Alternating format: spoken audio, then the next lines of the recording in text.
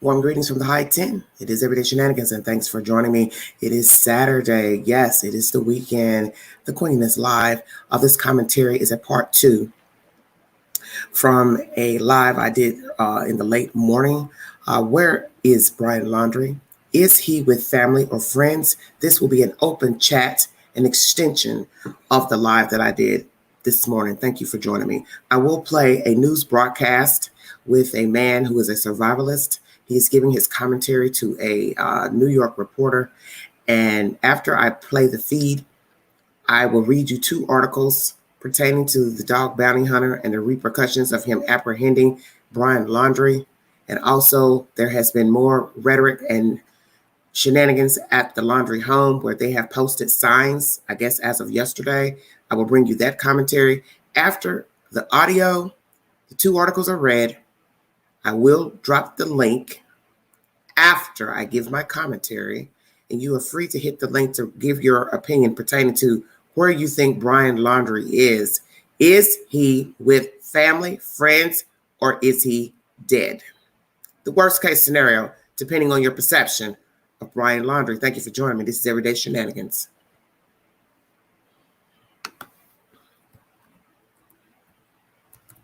One moment, please.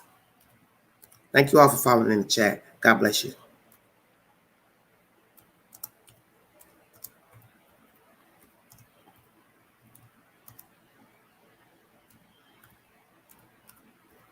Hope you all are well out there.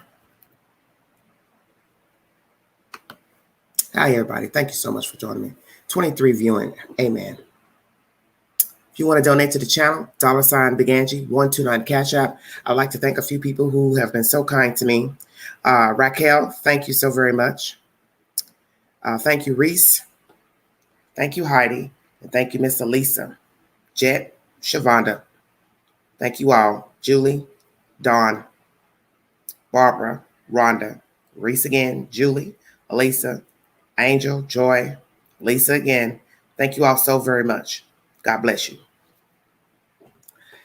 I will go ahead and start because this will probably be a lengthy live because I want to give all of you an opportunity to come on the panel and speak. If you have never spoken on Everyday Shenanigans, you are welcome so long as you refrain from using derogatory language, respect the hostess and the chat and the mods. Thank you so very much.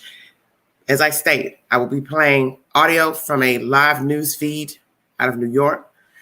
I will bring you two articles pertaining to signs posted at the house and the repercussions of the dog bounty hunter finding Mr.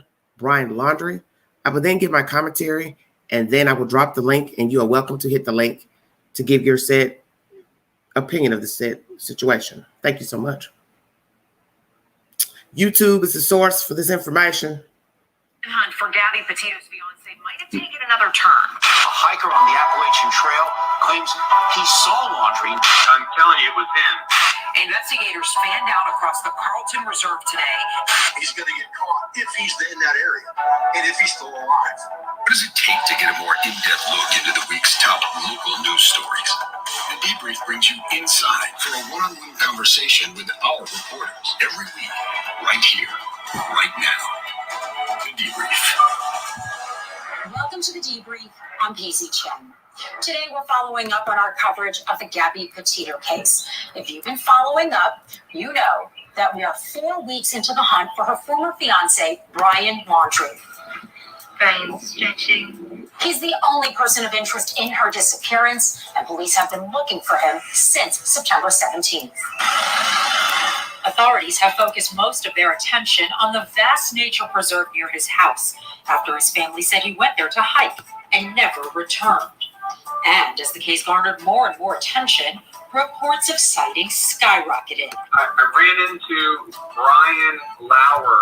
With one town along the Appalachian Trail in North Carolina getting multiple calls about possible sightings. And I'm 99.99% sure that was him. Even with the immense attention this case is getting, there still hasn't been a sign of Brian Laundrie, which begs the question, how could he possibly survive on his own in the swamps of Florida or anywhere else for that matter for nearly a month?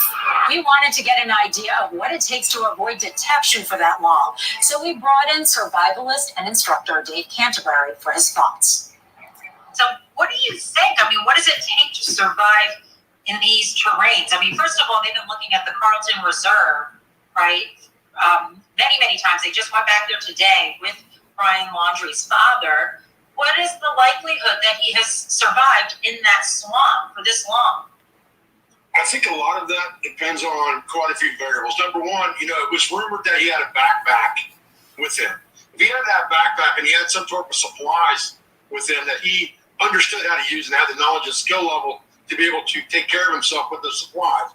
Simple things like a water filter that will yield drinkable water for a fairly long period of time. Something that he could get away from the elements and off the ground, like a hammock and a tarp.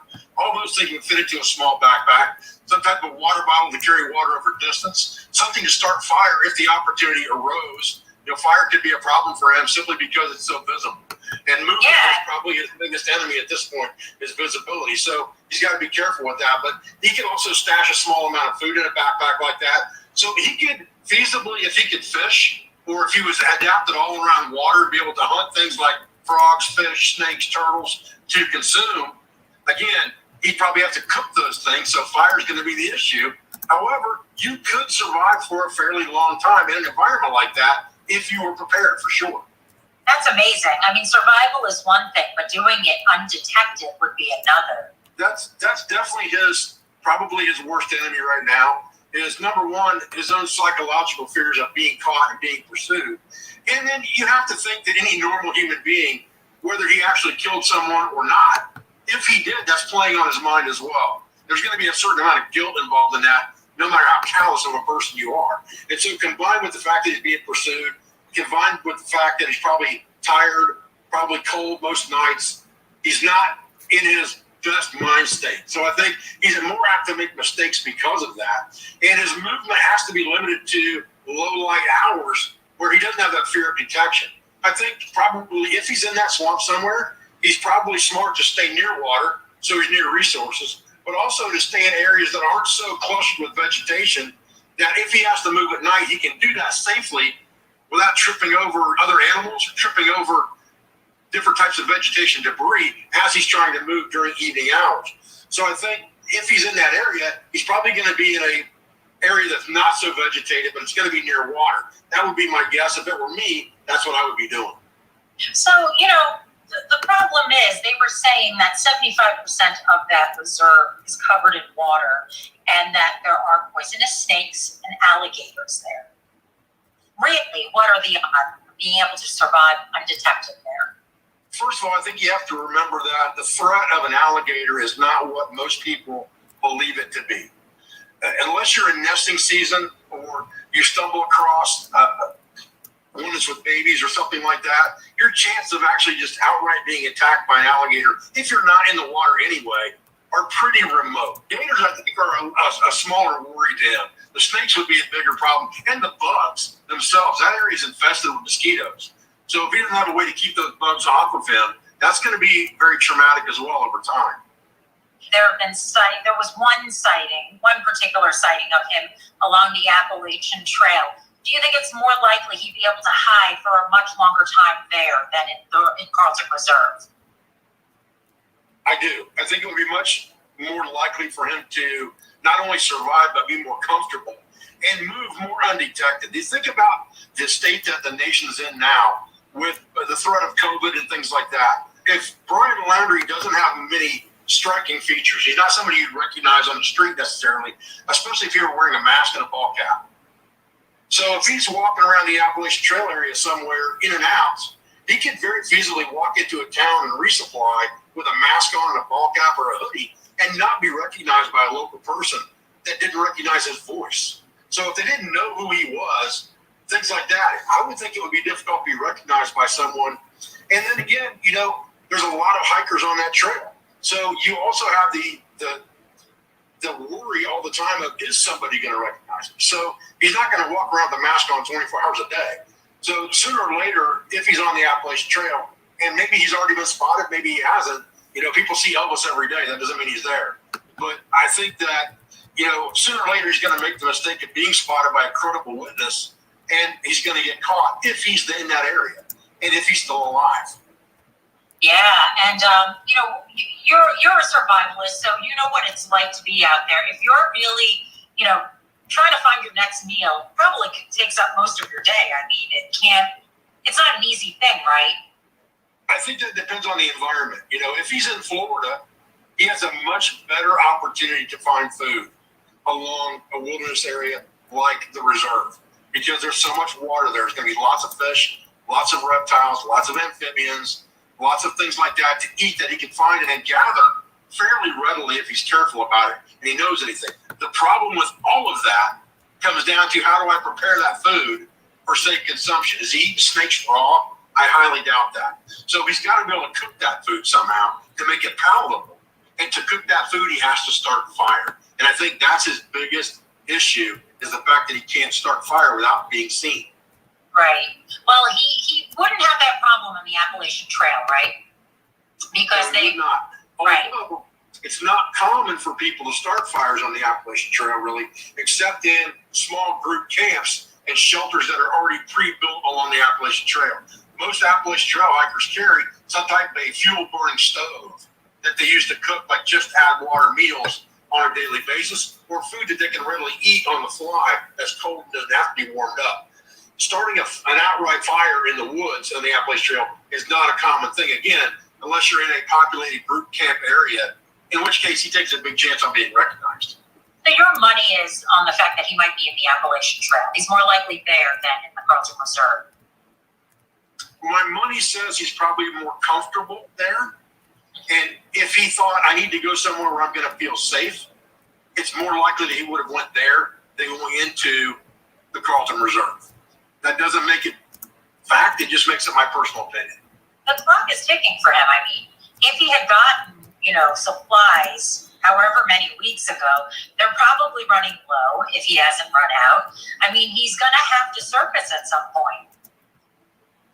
I think that if he is, in fact, alive, and if he is, in fact, along the Appalachian Trail somewhere, I go back to the fact that if he has any kind of money whatsoever that he got from who knows where, he could, in fact, walk into a trail store somewhere in a small town along the Appalachian Trail in a mask and a ball cap, like he was afraid of COVID, and probably not be recognized if he was in and out fairly quickly. Amazing. So it's possible he could even resupply. So how long do you think, how many weeks supplies do you need to hide out?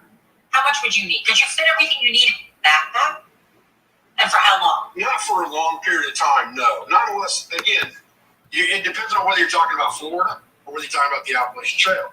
If you're talking about Florida, he has no way to resupply, most likely. So if he's in Florida, the clock's ticking for sure, and his time's going to run out fairly soon, I would say. If for no other reason but because the weather's going to change, and it's going to start getting colder at night, and he's going to run the risk of having hypothermia because he can't keep himself warm without a fire. Unless he has, wool blankets or sleeping bags and all those types of things that he probably didn't think to take because he didn't know he'd be on the run this long, most likely. He didn't think that through, I would think. Now, if he's on the Appalachian Trail, again, that's a different story. You can resupply over and over and over again as long as you don't get recognized. So that's the key to that. If he's got money, he can just keep bouncing in and out to these trail towns and things like that in small areas and buying more food, buying more supplies, buying whatever he needed. As long as he didn't get recognized, he can stay there until he runs out of money. So that's actually right, because you don't really need to be such a skilled survivalist to live under those circumstances. Not along the Appalachian Trail, I would say no. I mean, the people that walk the Appalachian Trail, I would give them all the credit in the world for doing that because it's not an easy feat. However, it is camping.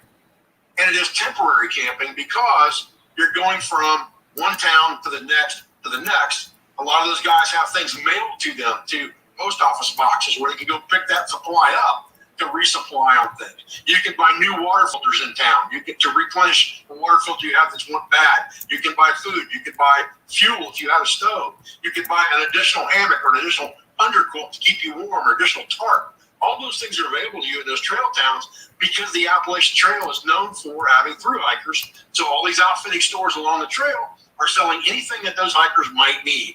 So if he has money, he can buy anything that he needed as long as he didn't get recognized in the process.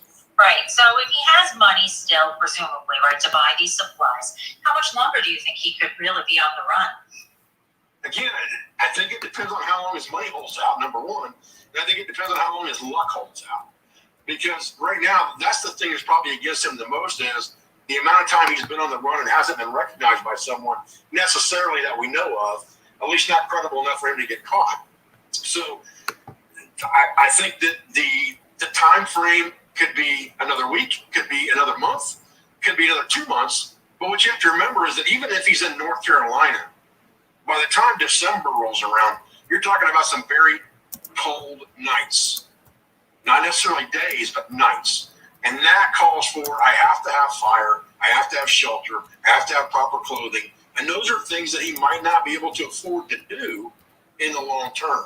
So that may cause him issues. He may have to come out and just, I don't know, surrender, give himself up, whatever he decides to do.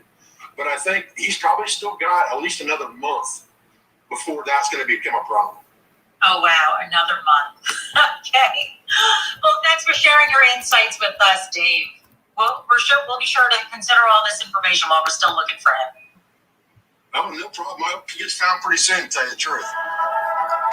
Thanks for listening to The Debrief. I'm Casey Chang. We'll be back next week. All right. Thanks for listening. Thanks for holding on. I appreciate that. That is news for NBC, New York News. If you are interested in the commentary, if you'd like to go back and re-listen to this, it's in the YouTube queue. This man is a survivalist. He was giving his opinion on what it would take to survive out in the swamp and the Appalachian Trail. Basically, he is saying his survival rate would be higher on the Appalachian Trail because it's not wetlands. So that was his said commentary. Once again, NBC4 News, New York is the source. I will now bring you two more pieces of information. Then I will give you my commentary, and then I will drop the link for you all to hit the link to come up and speak.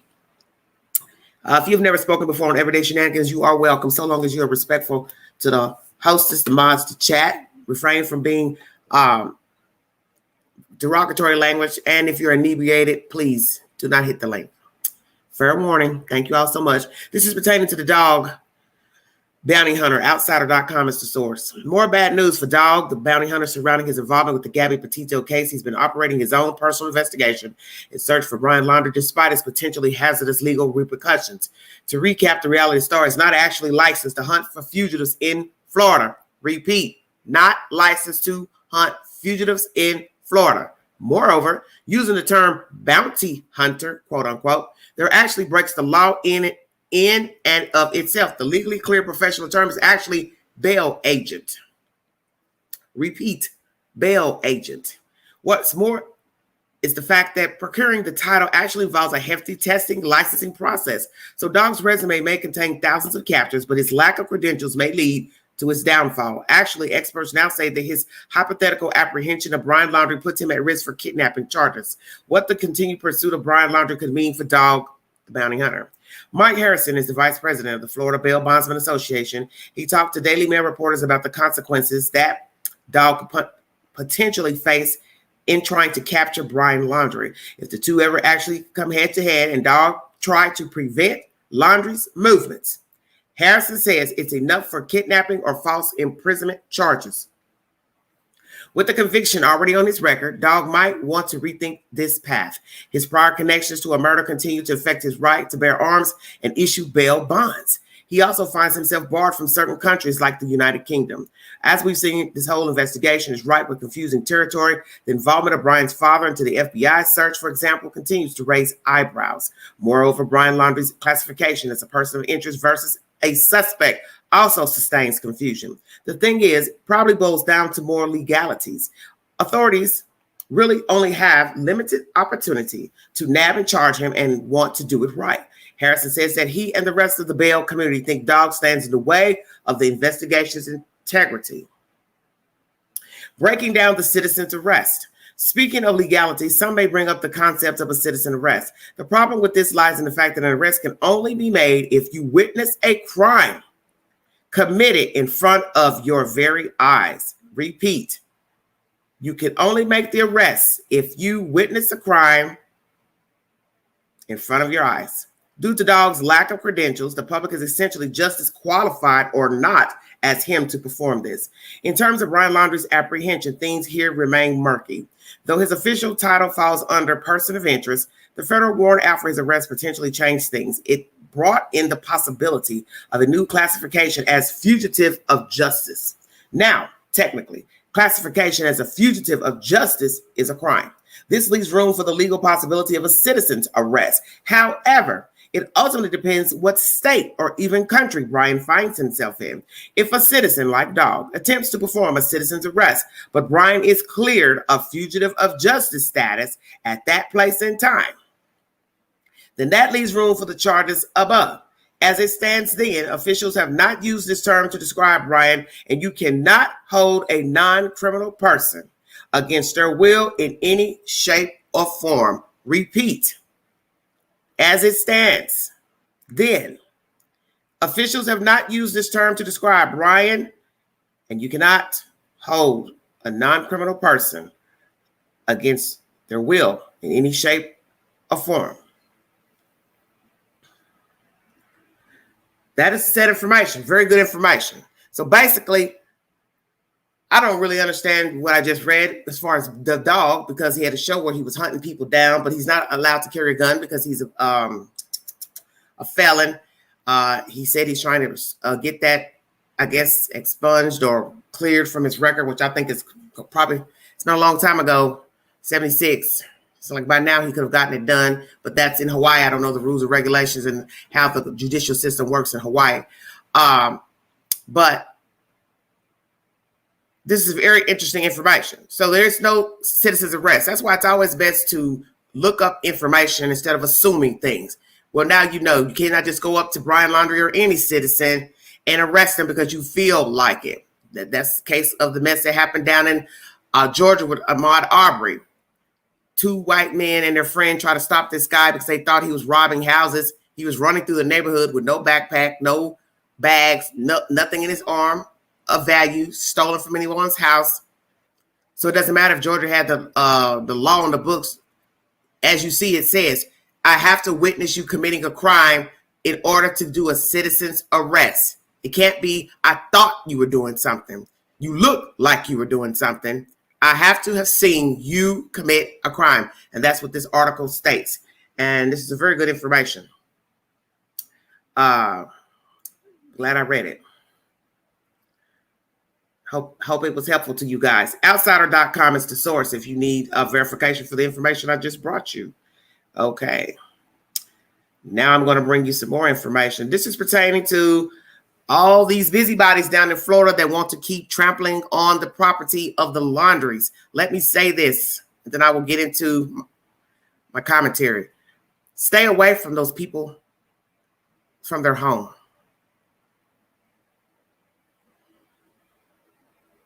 Stay away from their home. You may not like the Laundries. You may think they're complicit in aiding their son. But the point is that it's their property. And going on that property, somebody's liable to get hurt. Let me say this to you all. It's obvious that this man killed this woman and stole her money, Gabby Petito. He obviously is a spawn from Roberta and Chris. Stay woke. So if he kills somebody, who's the hell to say what his parents won't do? You keep trampling your tail over there to their property, putting up signs and makeshift memoriams. Stop it. Just leave those people alone. There are ways to show that you care for Gabby Petito. There are ways to show that you are concerned about the safety of the citizens and that you want justice for her and the apprehension of Brian Laundrie. What you should be having is prayer vigils in the city pertaining to Gabby Petito.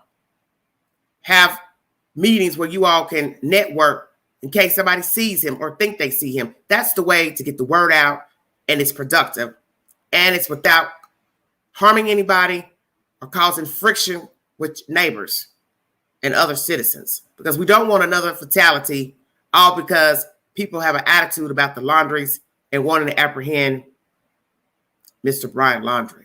There's ways of doing things.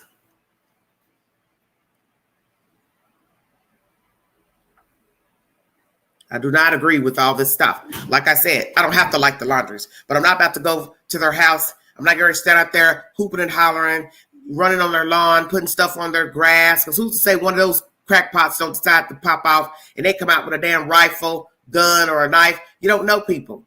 You're just assuming they won't do anything. But you can't assume that, because I'm sure those neighbors and friends and family didn't know that their son would go out there and kill that girl, but he did. The outsider's the source. Neighbors of Brian Laundrie's parents hammered Gabby Petito's sign in their front yard. Remember me, this was uploaded 15 hours ago. For weeks now, protesters have been gathering at the Florida home of Brian Laundrie, a person of interest in the homicidal case of Gabby Petito. But on Friday night, it was a couple of neighbors outside of the Laundrie home, and they were doing more than just protesting. The entire world is seemingly searching for Brian Laundrie right now.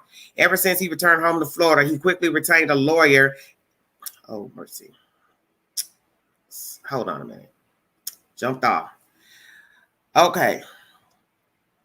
He quickly retained a lawyer and then refused to cooperate with authorities. All of this, of course, is after his fiancée, Gabby Petito, disappeared in the couple's cross-country road trip in late August. A video surfaced on social media that shows neighbors of Brian Laundrie's parents hammering a sign into their yard. It was Brian Eaton, a correspondent for News Nation Now, who posted the update on Twitter. He can be heard asking the ladies, "Where are y'all from?" They responded by saying, "Across the street." Neighbors just hammered this sign into the Laundrie's front yard. Eaton wrote on Twitter alongside the video, "Remember me? Gabby Petito, Roberta and Chris, I once lived with you." When you open up this article, you will see a video that is available via Twitter. And I guess it shows, from what I'm looking at, let me see, open it up. There's a Caucasian lady standing out there hammering a sign with another white lady, beating it with a hammer into their yard. So now you're being seen on camera beating a sign into their yard. See, this is what I'm saying. The street is public. Everyone knows that. You're allowed to stand in a public street to some point, but you're not allowed to cross over the threshold into the grass or the driveway of any citizen. You're trespassing. And as I state, some of you may not agree with what I'm saying, but I don't do this type of foolishness because I know this is how people get hurt. That's why one of the neighbors got into an altercation last week with a protester because he was on his property. He has every right to tell you to get off his property. You know, because in the end, he doesn't have a dog in the race either, the neighbor. But he has a right for a peaceful existence at his address.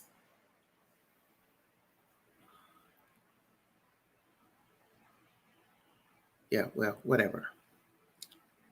Well, if you think it's okay to go over there planting stuff on their grass, their lawn, knock yourself out. Go right ahead and keep doing that. But like I said, there's always somebody watching. There's other people who will ride or die with these people, aid these people, and you don't know if they're watching you and follow you somewhere and bang you upside your head. See, that's why I'm telling you, you people aren't thinking. We have a dead girl already.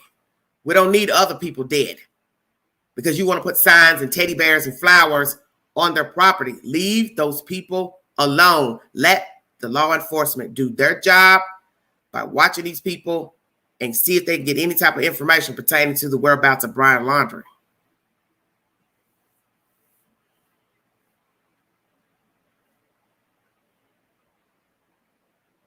Well, whatever. Go argue with yourself. I don't argue with the chat. So if you came in here to argue, you picked the wrong channel. I'm not arguing with anybody about anything.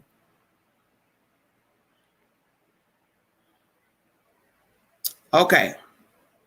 As I stated, if you want to see the video of the women hammering the sign, it's in the Twitter account and it's also in the said information. Hold on one second.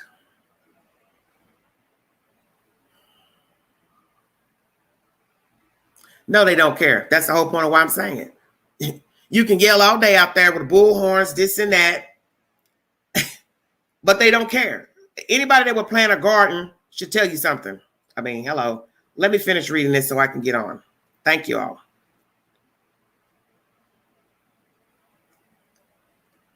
Like I said, this video surfaced via Twitter.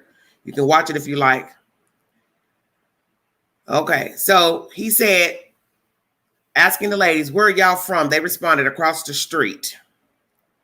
Neighbors just hammered this sign into the Laundrie's front yard. Mr. Eaton wrote on Twitter alongside the video, remember me, Gabby Petito, Roberta and Chris, I once lived with you. That's the said information. Okay. As you probably imagine, social media users have been following the Gabby Petito and Brian Laundrie case like hawks. It's somewhat hard to, though, as many people can imagine themselves feeling angry in the shoes of Gabby's parents. Others imagine themselves in the shoes of Brian Laundrie's parents and aren't sure they would do anything differently. I mean, where the hell is Brian Laundrie? One person replied on Twitter. Seriously, how could they be at the press podium every day begging for their son to come home? Everybody's looking for him, another user responded. We're all looking for him. I'm not sure I would have come out looking for him if I were in their shoes. They know the world hates them at this point. Had they come out like that, they probably have stuff thrown at them. But not everyone could see things from that point of view. Or even if they could, the anger that they feel for Laundrie sort of just takes precedent. The anger, oh man, I don't know why this article won't stay up. The anger is starting to really set in as we start to realize there's a very real chance he may never be found, a third person wrote. I can't shake this heavy feeling that there will never be justice. I'm sure many are feeling that rage grow more every day. I fear this won't all end well. Meanwhile, other people were concerned that the neighbors were trespassing on the Laundrie's property.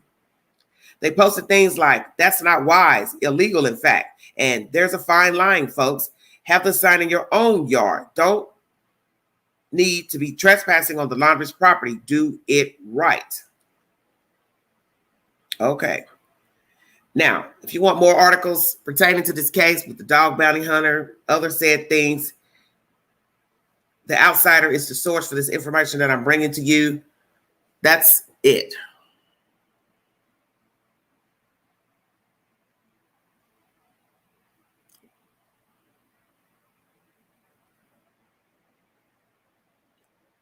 Well, let me tell you something. I told you I don't argue with people. I'm not arguing. This is my channel. I'm not getting ready to argue with anything in the comment section. You're entitled to your opinion. But if you want to get your head busted, running around, jumping on people's property, that's your business. Because those people have rights as well. That's why I said it doesn't matter if you like them or not. Doesn't matter if you like them or not. That's still their property. And I know right now, if something was to happen to one of your family members, one of you little busybodies, you would not want those people at your property, following you around, going to your job, chanting with signs because that's your brother or cousin that killed somebody or accused of killing somebody. You would feel the same way. You would feel, hey, why are you bothering me? Why are you harassing me? I don't know anything. I'm just a sister. I'm just a brother. I'm just a cousin. You would feel the same way. So you can give an opinion because you're not in their shoes. Like I said, I don't have any sympathy for them, the Laundries, because I do believe they're complicit, but I also know that they are homeowners and that is their property. I don't have to like them, but I'm not getting ready to go risk going to jail to plant anything on their property. That's not, I don't work like that because I know how people can get hurt, and I'm not going to risk my own life because I want to make a point about another dead person. The only people that could be shouting and raising hell will be her parents. And they could just as easily go to jail themselves. So that's why I'm saying this is how people get hurt. Because we don't know these people. Yes, Brianna, right. Why go out of the country? Right here.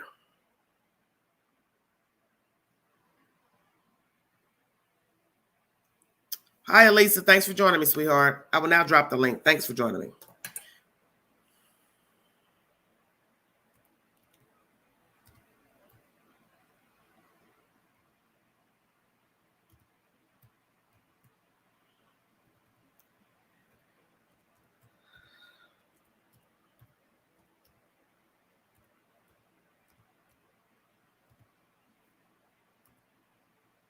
Hope everybody's well out there.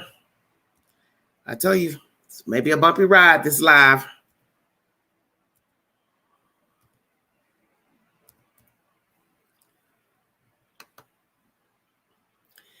Anyway, my thing is, as I stated in my live this morning, I'll try to recap a little bit of what I said this morning. I don't think he's in the reserve. I don't think he's on the Appalachian Trail. I think he's somewhere cushy, comfortable, lights, roof, water, hot water, Wi-Fi, phone. Yes, it would be risky contacting his parents, but we don't know what phones they may have purchased. So let's just say for the record, they all have burner phones, but then they would be able to talk to one another because the phones won't be traceable because nobody knows they bought a phone, got a new phone. Okay? Now, FBI says the phone left behind was not a burner phone. It was an AT&T phone that was just turned on in September. Allegedly, he went into a store and bought it. So then we have to ask ourselves, why would you buy a new phone and leave it behind? As I stated to you yesterday, the FBI only has the new phone in their possession. They do not have Miss Petito's phone, nor do they have Brian's original phone.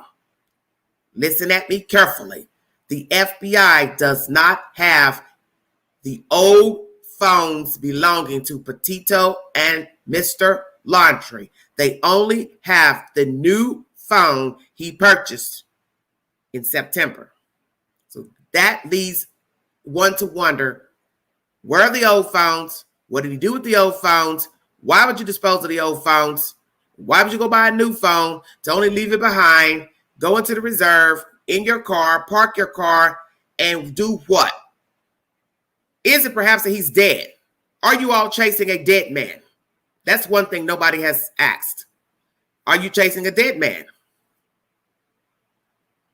Because let's just say he went to reserve, he parked his car there, and he walked there, jumped over here, hitchhiked, and then went somewhere and blew his damn head off. I don't know. What do we say?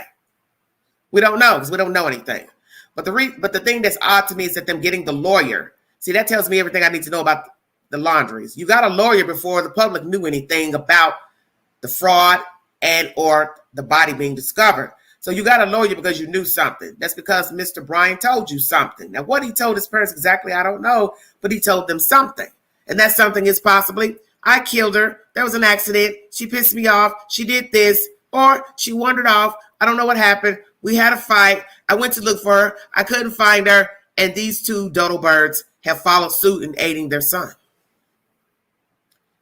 Thank you, so. My first victim, Outlaw Trucker. Amen. Hello. Hey, what's up, girl? Good to hear from you. How are you? Not too bad. Okay.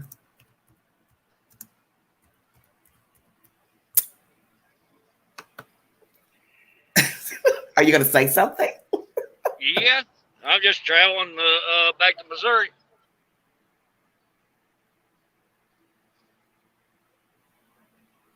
But anyway, like? I still think he's still alive. Okay. But he's still, like the newscaster said, that winter's coming and all that is going to get colder. And not only that, he's going to have to set fires. And that right there is going to indicate where he's at. Yeah, so he's got to stay around in the warmer area to survive on little small fires. That's not seeable. Do you have any idea where you think he could be? I don't know. I'd have to look at Google Earth and track him.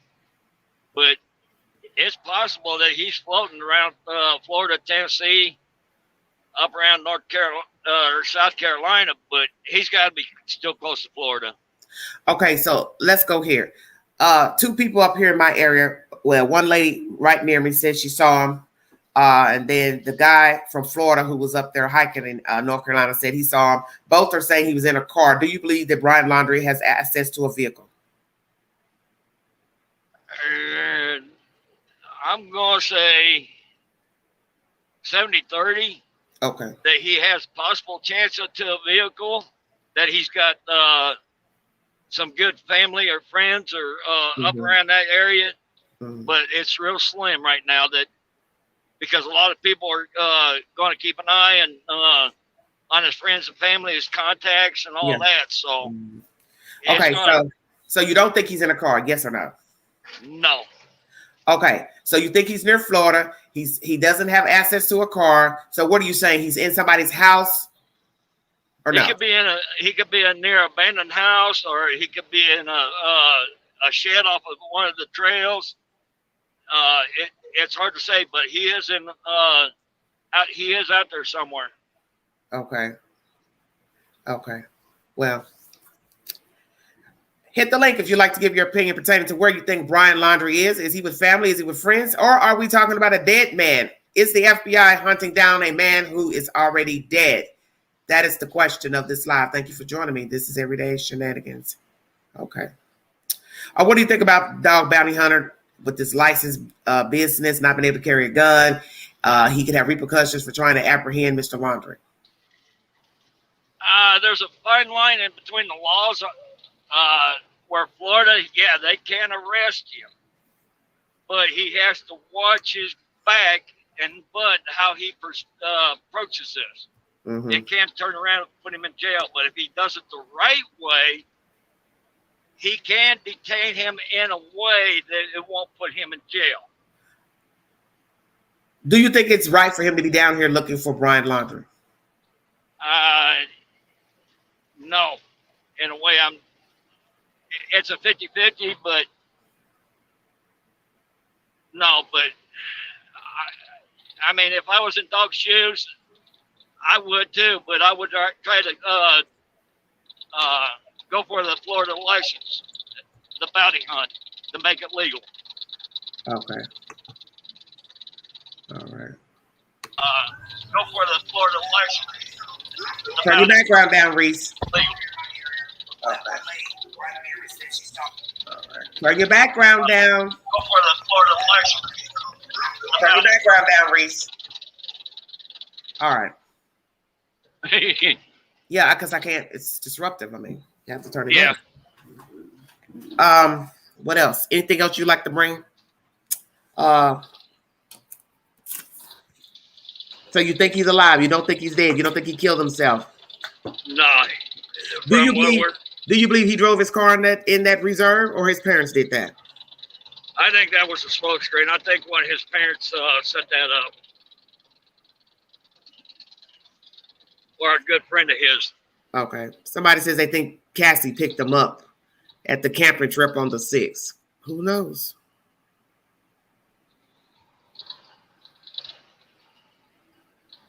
Somebody else says the parents drove the car. I think when they returned back with him on the 1st, they went to her house on the 1st in the Mustang. That told me a lot. They went there to talk to her possibly. She possibly does know more than what she's told us. Like I said, I'm not trying to make the girl out to be a liar. But what I have to also remember, she has admitted that he came to her house on the 1st. So let's think about that. A person just drove damn near 40 hours across the country. Stay woke. The first thing you could think to do is go to your sister's house as soon as you touch down soil, and you've already been driving. So what we have to ask ourselves, why that day? That's the day allegedly he got back into town. Do you really want to drive 45 minutes extra to somebody else's house and you just got off the road? That's why I know that these people know something. All three piled in the car and went to her house. She admits they came to her house in the Mustang. She didn't think about anything.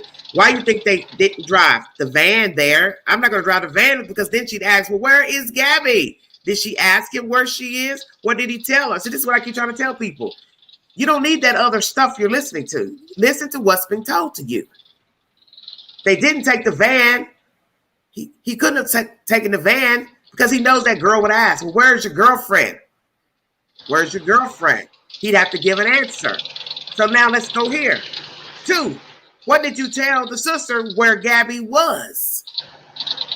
See, she didn't mention none of that in that interview where she says they came to the house on the 1st. Okay, well, they came to the house on the 1st. See, those people standing out there in front of her house, drilling her. You all weren't asking the right questions. You're going on and on and on about this, and this. You're not listening. What you were supposed to ask her was, yeah, what car did he show up at the house? The Mustang. He went to her house in the Mustang, he and his parents. That's what she said.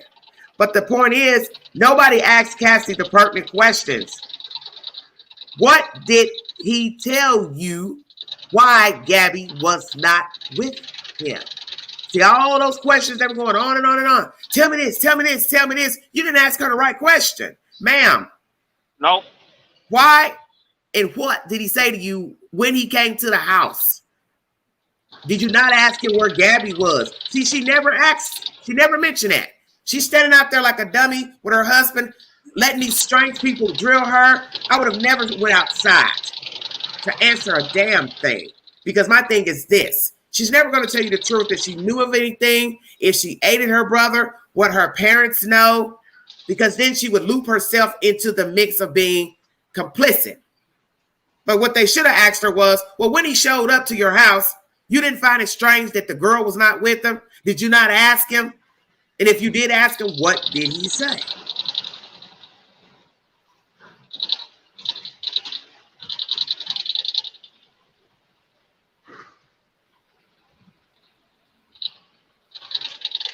That is true.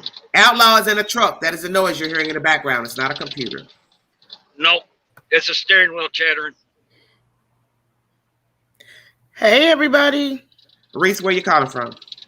Cassie. All right. Is he alive or dead, ma'am? At this point, I'm in between. The jury's still out about that. Okay. Well, is he with family and friends? I have to ask those questions before we go into anything else. Sorry. No problem. Is he with family and friends? If he is alive, he is with a family member or a close person in the family, because he don't have any friends. Okay. We already established Brian only had Gabby and his mama and his daddy and possibly his sister. Okay. He does not have any friends. They said what he when he was on social media, he didn't have that many followers. You know, the only way he could get more followers is to be on Gabby's coattail. Let me ask you this. Listen. Hold on. Did you check his Facebook page, ma'am? I don't have Facebook. I don't have any. That's what I want to ask somebody, because Facebook and Twitter and Snapchat, those are all different entities. Could it be that he had Facebook friends? Maybe he wasn't really an Instagrammer. You understand what I'm saying? We all know that Facebook friends aren't real friends. And so he would have what I'm saying, baby. You know what I'm saying. Yeah. No, I'm gonna tell you why I said that. He would have to really get to know somebody and lie to them and manipulate them during this time to be able to convince them to hide him out. Somebody on Facebook. No, what I'm saying, okay, but see, this is the real world. It doesn't take very much to aid people. Come on now. Well, you're right. He probably had money, but you're right. Okay, so we don't know how many friends he had. That's the point I'm trying to make to everybody. You can't assume anything, and the reason why it's evident. He ain't been caught. Yeah.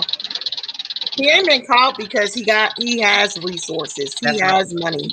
I don't think that he is, for a simple fact, I've been a runaway before. And like I tell my children, don't run away if you don't have no place to be and don't have no money and don't have shelter and don't have no covering. You're not going to survive if you don't have anything. You can't just be out there roaming the streets. When I ran away, I had a place to go. I had resources. Basically lived like I would have lived in a comfortable home. Okay. When my mom came with the authorities, when someone told her where they thought I might be, you know what I did? I hid under a pile of dirty, funky laundry, and they came in there and they searched, but they didn't go under that pile of dirty laundry. No pun intended. Mm-hmm. And they left. It was, but I didn't want to be found. Mm-hmm. I didn't want to be found. So I did any and everything I could not to be. And they came in there. I counted 4 police officers' voices under that pile of clothes. Mm-hmm. They didn't want to look in there. They didn't poke. They just looked in there and said, damn. And they left. Right. So, yeah, if he's alive, he's with someone that has the same mind as he has and who loves money, because I'm pretty sure he has some resources.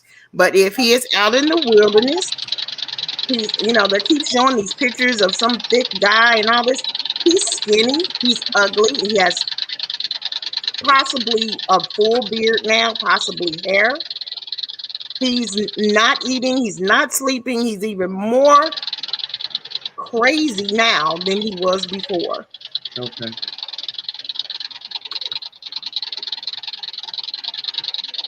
That's what I think. Okay. As far as the what if, I hear some stories about, do you think the dad really went to look, or was a publicity stunt? If the authorities ask them, the feds, now me knowing the way feds operate, because I have some close people that are in that department, okay, in law enforcement. Okay. You know, they like to trick criminals. They like to trick people into doing things. If the feds know they can't get the parents on aiding and abetting, what better way to do it is to have them come out there and him intentionally lie and tell them some stuff about him being out there and showing them places they know good and well his son is not. So if it comes, I said that this morning. That's right. So if it happens, they got you out there showing them some spots where you know good and well your son is not. So guess what? You just put yourself in the crime. You sure did. So they like to trick people, and they will trick you, and they will say everything and anything they can because they want to see if you're going to continue to lead them in a direction that your son is not. And if he dumbly did that, then he has put himself in the crime. Okay. That's what I'm going to say about that. Okay, Reece, thank you for joining me. Thank you. Okay, honey, be careful. All right. Have a good weekend. Bye-bye. Okay, bye.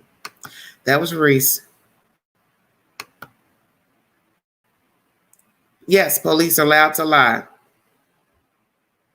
Why did the mother not go? I guess she wanted to plant her in her garden.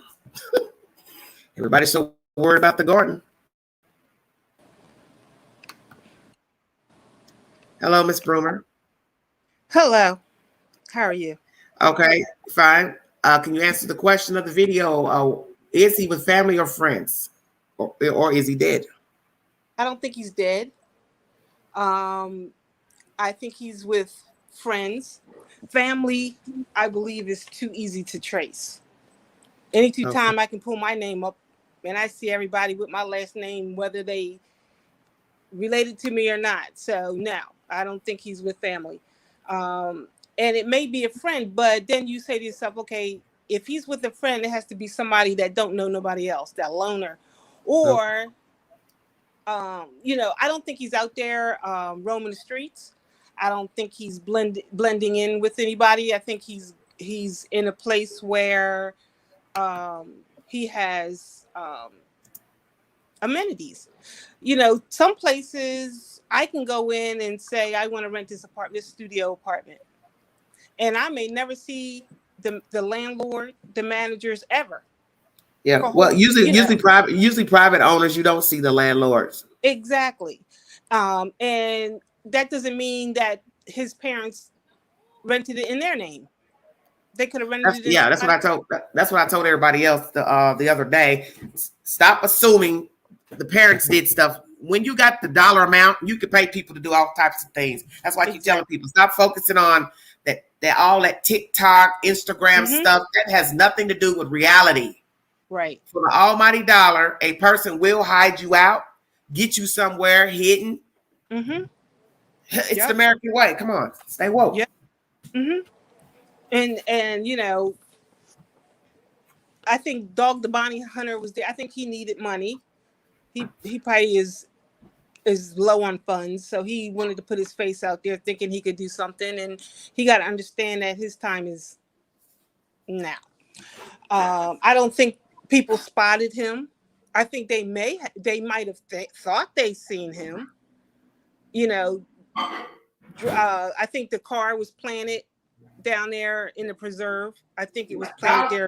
Y'all probably need some money because he's not being what I just heard. They're not giving his what I'm trying to say. No shows with the network. He's tried. pitching them some shows and also pitching this fiasco about Brian Laundrie, and the network has declined. Yeah, that's what I'm saying. I think he just needs money. So he was just, unfortunately, there for the moment, you know. Yeah. But because it costs to do all the stuff that he's doing. See, people don't really think about stuff. It costs to do anything today. You're talking about morning, noon, and night staying in Florida. You got to eat. You got to have gas in the cars that you're driving. Also, the other people who are with you, you're footing the bill for those people as well. That's on with your entourage. It's expensive. Yep. And I'm talking about $10 a night hotels. Yep. I mean, there are some hole in the walls, but it's a place to be, you know. And I just I'm talking about the dog. I'm talking about his expenses of trying to find him and being involved. You're spending money for all those people. Right. I don't think he just doesn't have any money. I mean, unfortunately, I'm sorry. Thank you, Jim. I keep trying to tell people, you got to think about everything that you're hearing. You know, it's not to knock what dog is trying to do, but you have to look at the. And is it possible he needs some money his damn self? You're right. I know. I mean, come on. But the parents. I mean, come on. You're going to be satisfied with your child. I don't care how old they are, walking out into an area full of alligators and swamps, and you're not going to feel some type of way. Okay. No, I don't even think now. I mean, come on. You go out there. He's not there. He's not there.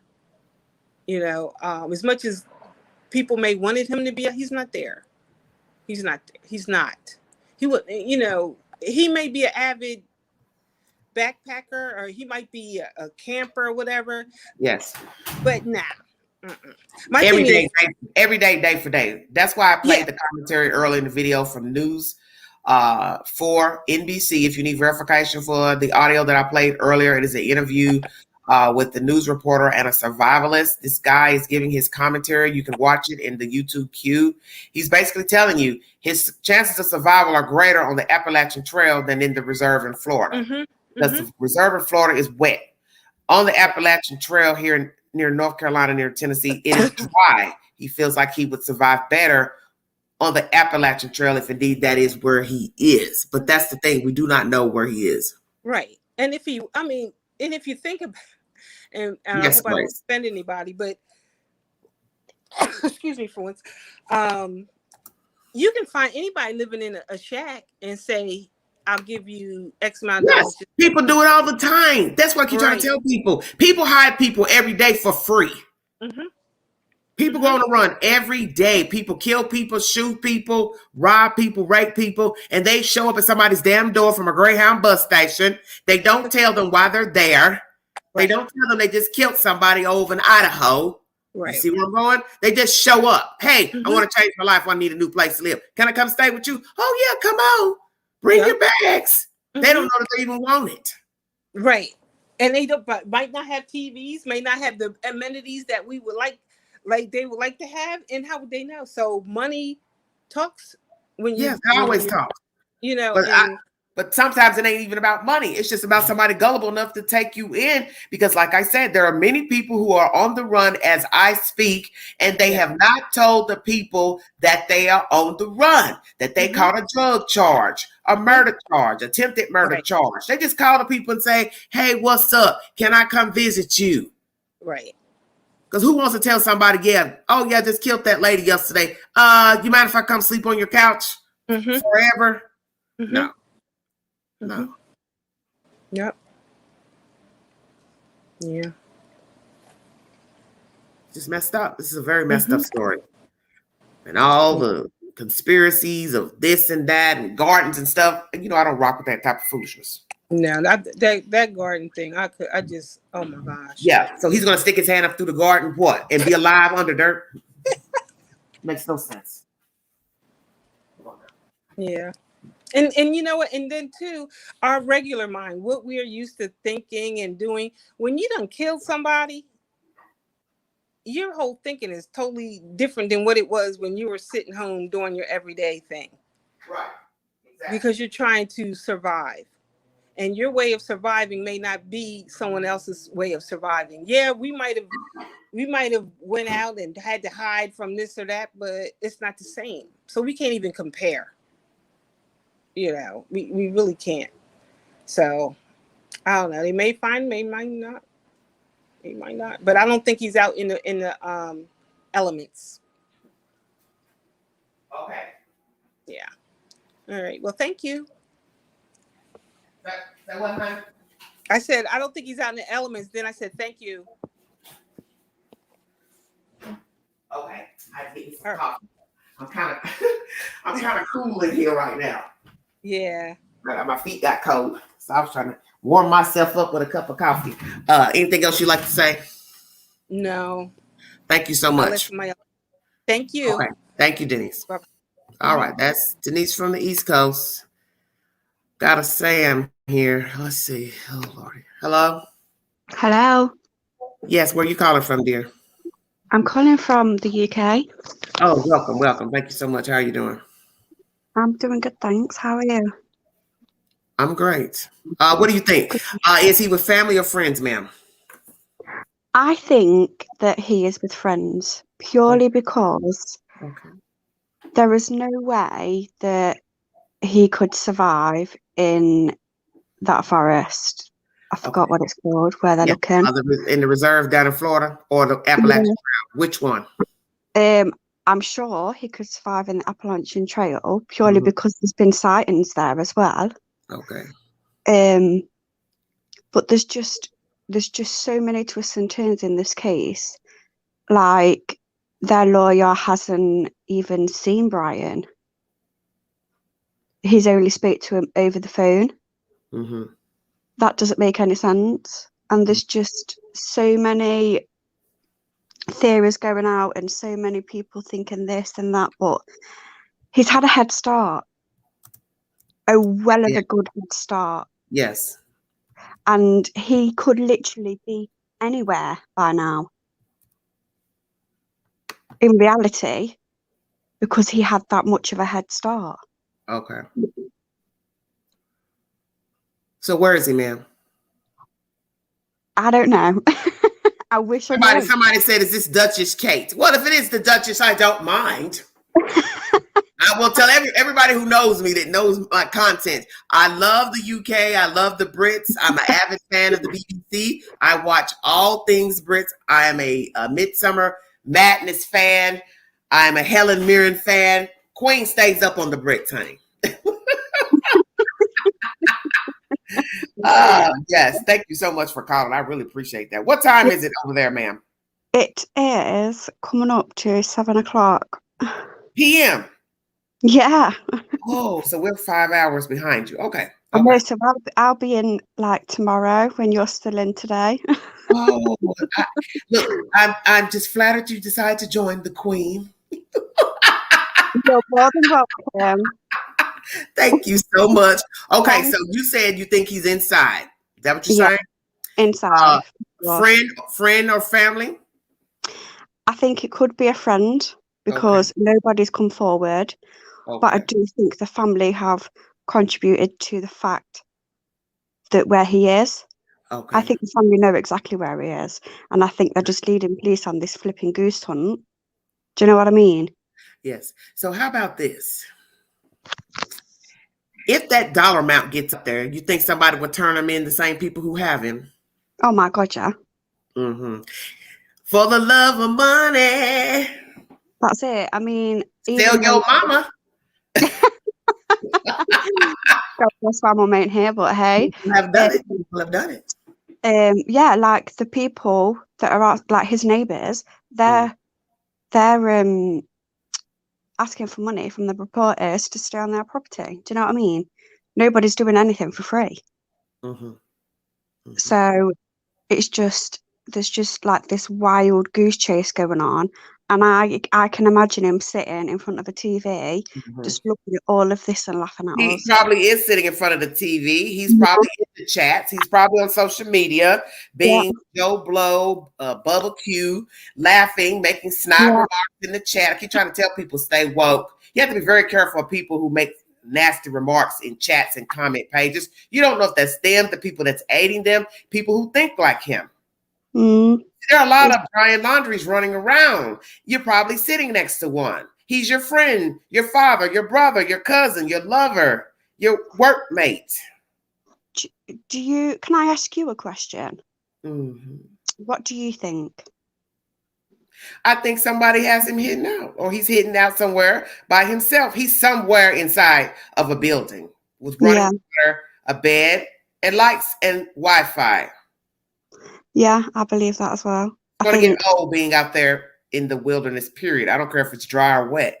Wet, I don't see. Maybe day 1, day 2, but not 4 weeks. But he's not even a proper, like, survivalist. He's a backpacker. Well, you know, everyone has their opinion. Some people think he's a survivalist because he's been out camping for a month or 2 or whatever before. But like I tell people, camping because I want to, it's not the same as camping because I have to. And frankly, he doesn't have to be out there. Yeah. The first charge was fraud. You could have easily pled that out, bonded out, went to court, pled guilty, paid the restitution for using her card, and wait on the indictment for murder. Because as you see, it's weeks later, there's still no indictment for her murder. But I think that the FBI are keeping their cards close to their hand, because I think once they've got him and they put this charge on him for the card, I think they're going to have other charges against him by that time. That's what I believe. Even if he is found, do you know what I mean? Who knows? He may never be found. Well, he may not, because that's the whole point. We don't know anything because we're just assuming. Yeah. We're assuming. But like I said, is it a possibility that the FBI and the dog are chasing a dead man? I don't know. I think he's still alive. Okay. Just feeling I think he's still alive. Yeah, I think a lot of people's feelings is that he's alive. Okay, well, it was nice to be on. Thank you, Sam. God bless you, honey. You too, darling. Bye-bye. Bye, honey. That's Sam from the UK.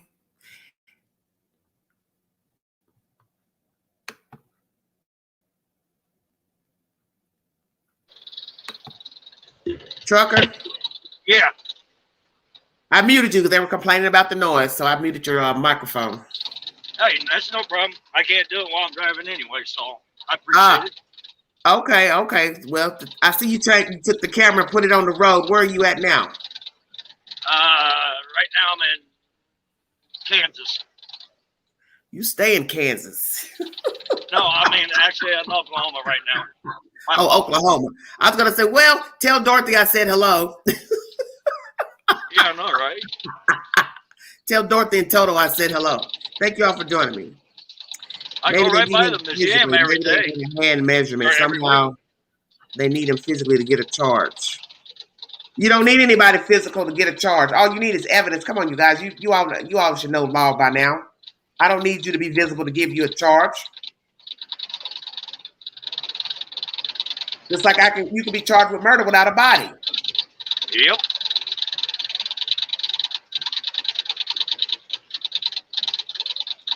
I actually think he's clever, and he has proven to the world he does have a poker face. Well, hit the link if you want to give your opinion pertaining to where Brian Laundrie is. Is he with family or friends, or perhaps is it that he's deceased? That information.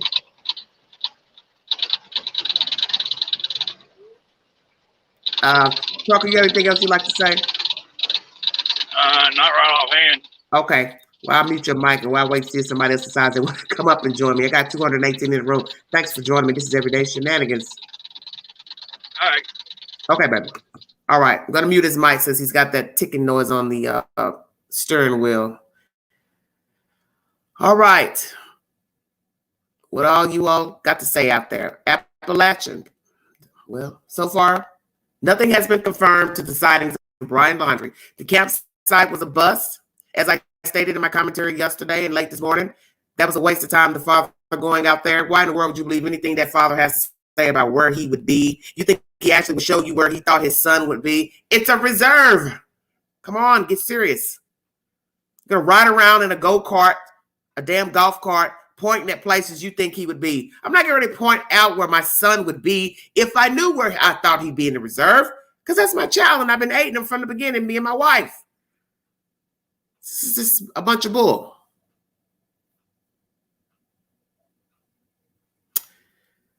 If he's dead, they're going to find a way to charge his parents. We will see, dear. The citizen's arrest is only valid in the U.S. if you saw someone commit a crime with your own eyes. I brought you the said information in this live. You have to go back and replay the video. I bring you a source of the information. You cannot just walk up to Brian Laundrie and arrest him, make a citizen's arrest. You have to see him in the act, the commission of a crime. So that's why I brought you information about the dog bounty hunter, the repercussions of him chasing Mr. Laundrie. It can be considered kidnapping if he holds Mr. Laundrie even down to the ground, hold him by the arm. That is what kidnapping is. A lot of people think kidnapping is putting someone in a car, van. No. So long as I make you move 2 feet, that is considered kidnapping.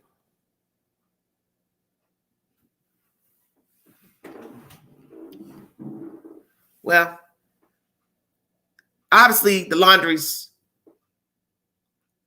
are numb, such as their son. So he got his traits from his parents, because the fact that they got a lawyer before anybody even knew what happened to Gabby Petito tells you everything you need to know. That's why I always tell the people who follow my content and actually listen to what I say, thank you. You don't go get a lawyer for the son, then now it's your lawyer as the parents, and nobody even knew anything. Why would you need a lawyer? As I said, people commit crimes every day. People steal every day. You don't go get a lawyer because you stole somebody's money off their credit card. What you do is you go to court, you either fight it or you pay the restitution in the courthouse and keep it moving. Brian Laundrie right now could be free, walking around at home, watching you all jump up and down outside his house without a care in the world. But he chose to run. That's why I know he killed that girl and he stole her money.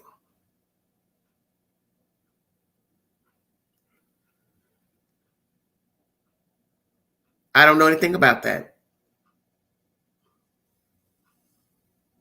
I have no idea, sweetheart.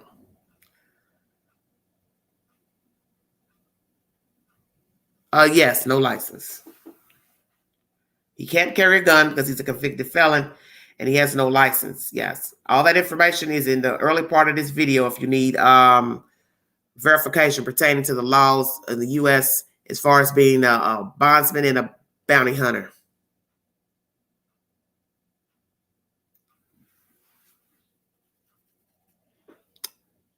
Thank you, Sam. Yeah, he's making his own movie. Yes, he is. He's making his own movie. Indeed.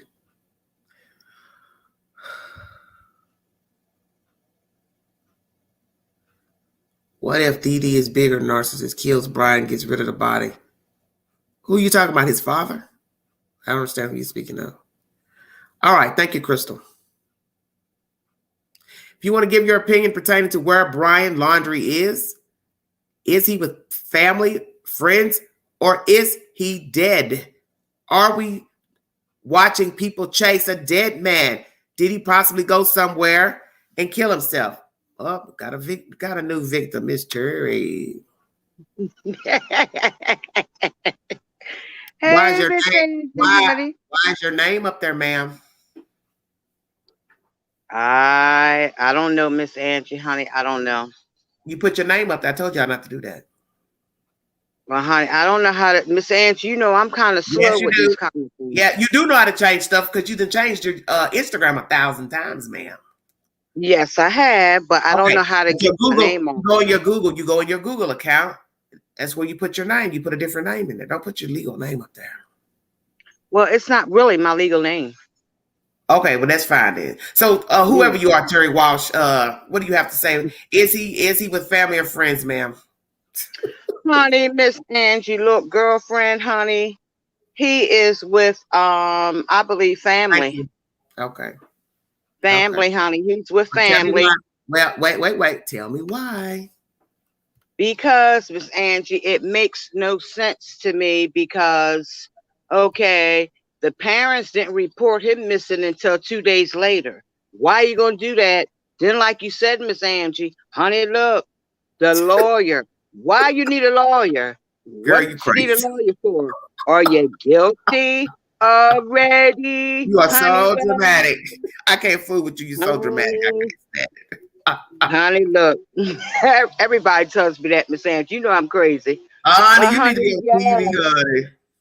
Honey, yes, honey. That's what family and honey, look, the sister, she got something to hide too, honey. Honey, look, she ain't telling everything. Okay. So what is she hiding? Hold on. Keep talking. I think she's hiding where he's at. She knows. Okay. She knows. You know she knows. And she knows. Come on now. And then what is up with this police work? Now come on now. They didn't find him guilty about nothing, even though they found a poor girl, Gabby's body. But hold up. How you gonna find the girl's body and you ain't gonna charge him with nothing? But he gonna come back home by himself with her vehicle. Now, come on now. And then y'all had a family outing somewhere out there in the woods or whatever, and other people seen you too. Come on now. Look, this is crazy. This is crazy to me. He done grew a beard, everything, and you know, with the mask stuff, honey, ain't nobody gonna find him. He gonna blend in with the earth. Watch. Blend in with the earth. They ain't gonna find him. They ain't gonna find him. I'm telling you, it's messed up. And that poor girl lost her life. And it's sad. I just, I cried when I heard the story because I think it's just so sad. And it's just unrealistic to me. And then if the parents are really helping him, which I do believe they are, it's sad. Like you said, Miss Angie, he was coddled, honey. Coddled. Honey, what? You 23 years old? And you know, something ain't right. And then they got a lawyer. What you need a lawyer for if you ain't guilty? Come on now. You're so funny. Come on now. Let's be real. Let's get real, honey. Ain't got time to hear that crazy stuff. Honey, that's ignorant. How you gonna have a lawyer and that lawyer talking stupid stuff? And then the parents sitting up, and then, like you said, Miss Angie, I believe what you said. Look, people, get off them people's property and stop nailing signs and everything else up. Honey, look, it's ridiculous because you're not supposed to be in other people's yard. I know you protested and all, but give them people respect, even though I still think they got something to do with it. I really do. And it's sad. They're hiding that boy, honey. And then you got to think about Gabby's parents. How you think they feel? Yeah. Terry, where is it? Where is it, Terry? Honey, look, I ain't playing Miss Angie, honey. I'm going to tell the truth. Honey, it don't make no sense. I said, where is he? Florida, Tennessee, North Carolina, New York? No. You know where I think he's at, Miss Angie? He's probably up where you are. Wait a minute. Hell no. Miss Angie. He's in the Appalachian Mountains, honey. What's wrong with you? He's on that trail, honey. Look, they looking in the wrong place. That's where he's at. I know it. I just feel it. Honey, he's on the Appalachian Mountains, honey, hanging out, doing whatever. And then they stole the girl's car and took her money. Honey, what? Wait a minute. So he got plenty of money for food, whatever, cheesesteaks, what? Honey, look, wait a minute. You know what? I'm just sick of it. You really can't carry so much on a backpack. You would have to have a very big backpack to be carrying weeks of food. So that's going to weigh you down, loading that bag, carrying that bag around. At some point, that's going to be exhausting if you had one of those big army-sized bags. That's dead weight. Yeah, that's what I'm thinking. That's what I'm thinking. Because look, Now, wait. Miss Angie, they ain't found them. They ain't seen them. They ain't found them. So hold up. How they know exactly what he's carrying? He could be having a big daggone bag. He could have canned food. Anything that people are saying that they saw him here, they saw him there, because it's risky being in a car. You have to pay on a car. You got to do tags, registration, all that kind of stuff. He can get pulled over just for a citation. What ID is he going to have? So you can tell me he has fake ID, because he's naturally isn't going to have Brian Laundrie's ID. Yes. Come on now. We got to think. You know, this whole case is crazy, but they can't find him. What is it going on? 4 weeks now? That don't make no sense, Miss Angie. I'm sorry. It don't make no sense. And tell me why. Why didn't the parents report him missing until 2 days later? Come on now. Come on now. Well, why do you report it missing? And remember, they went and got a vehicle. What? Didn't he leave a vehicle out there somewhere? The Mustang. Yeah, the Mustang, the hot white drop top Mustang, honey, cocked up, but they ran and went and got that, didn't they? What? Were they trying to hide evidence? They had a citation on it. That's why they changed the date of when he left. Yes. And so I also heard on this case that the parents done got rid of all her stuff that was cocked up in their house, honey. Because you know she was cocked up living with them. Yes. Terry, so, honey, they done got rid of all that, honey. Well, that's what listen. That was the rumor in the beginning, that he went back and took her stuff out of the house and put it into storage. But now the new story is he went to close out a storage unit, which makes no sense. Why would you go fly out? Your parents could have went and closed it out for you, whatever you had in there. You could have gave them permission. You could have called the storage company and told them, hey, I'm on a trip. Will you let my mom or dad, I'm giving them permission to go in and get whatever they need or blah, blah, blah, whatever. Pop the lock, however it goes. See, all this is a bunch of bullshit. Excuse my language. Yes. And, you know, it makes no sense to me, Miss Angie. And here we going on 4 weeks, and this man is still on the run. So why are you on the run? Because you're guilty? Because you know you killed Gabby? Because that's the only conclusion I can come to. But I can't understand the police work. I mean, some people say, oh, it's legalities and this and that. They couldn't say he was a suspect and this and that. I don't want to hear it. I don't want to hear it. That day that he came back home with that girl's vehicle and she wasn't nowhere to be found, come on now. It should have been brought up right then and there. Honey, look. And then he wouldn't have had no chance to run. See, the parents knew. You think they're not funding him money? And what? They got burner phones so the cops and FBI can't keep up with it? Come on now. Yeah. Well, come on now. We do know that there are people who end up killing themselves when they have been approached by law enforcement, such as Miss Sharkey's husband. He just killed himself this week in Florida. So possibly, as I said, he could be already dead. He could have went somewhere and hid and killed himself. Maybe he took a gun. I don't know. A lot of people don't think he's dead, though, because he appears to be a narcissist. But a narcissist has killed himself before. We've seen it many times of people who committed crimes, murdered people, stole their money, Ponzi schemes. And in the end, when it was time for an indictment to come down or they were approached by law enforcement, they took their own life. Yeah, they did. And in a way, Miss Angie, I kind of feel that he might have done it. But we're talking, okay, out of 100%, I give it 10%. Because for me, I feel he's still out there. He's still alive. He's getting away with it. I'm telling you. Okay. Yeah, I think he's still alive. I'm sorry. And he's sitting back, chilling, and saying, yeah, they ain't going to get me. I ain't going to worry about it. How many fugitives we heard that's been on the run for years? For years.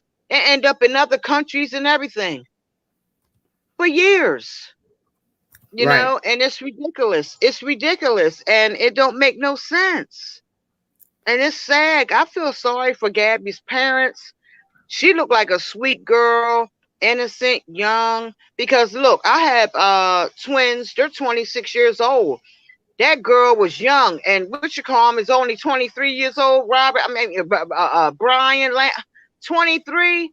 Yes. And you ain't had nothing else to do but kill that girl. Well, he's a bum. If he's alive, he's a bum. Yes. Living off your parents, not doing anything. I blame the parents as well because you raised this bum to do nothing. Because he didn't have a job, he wasn't working.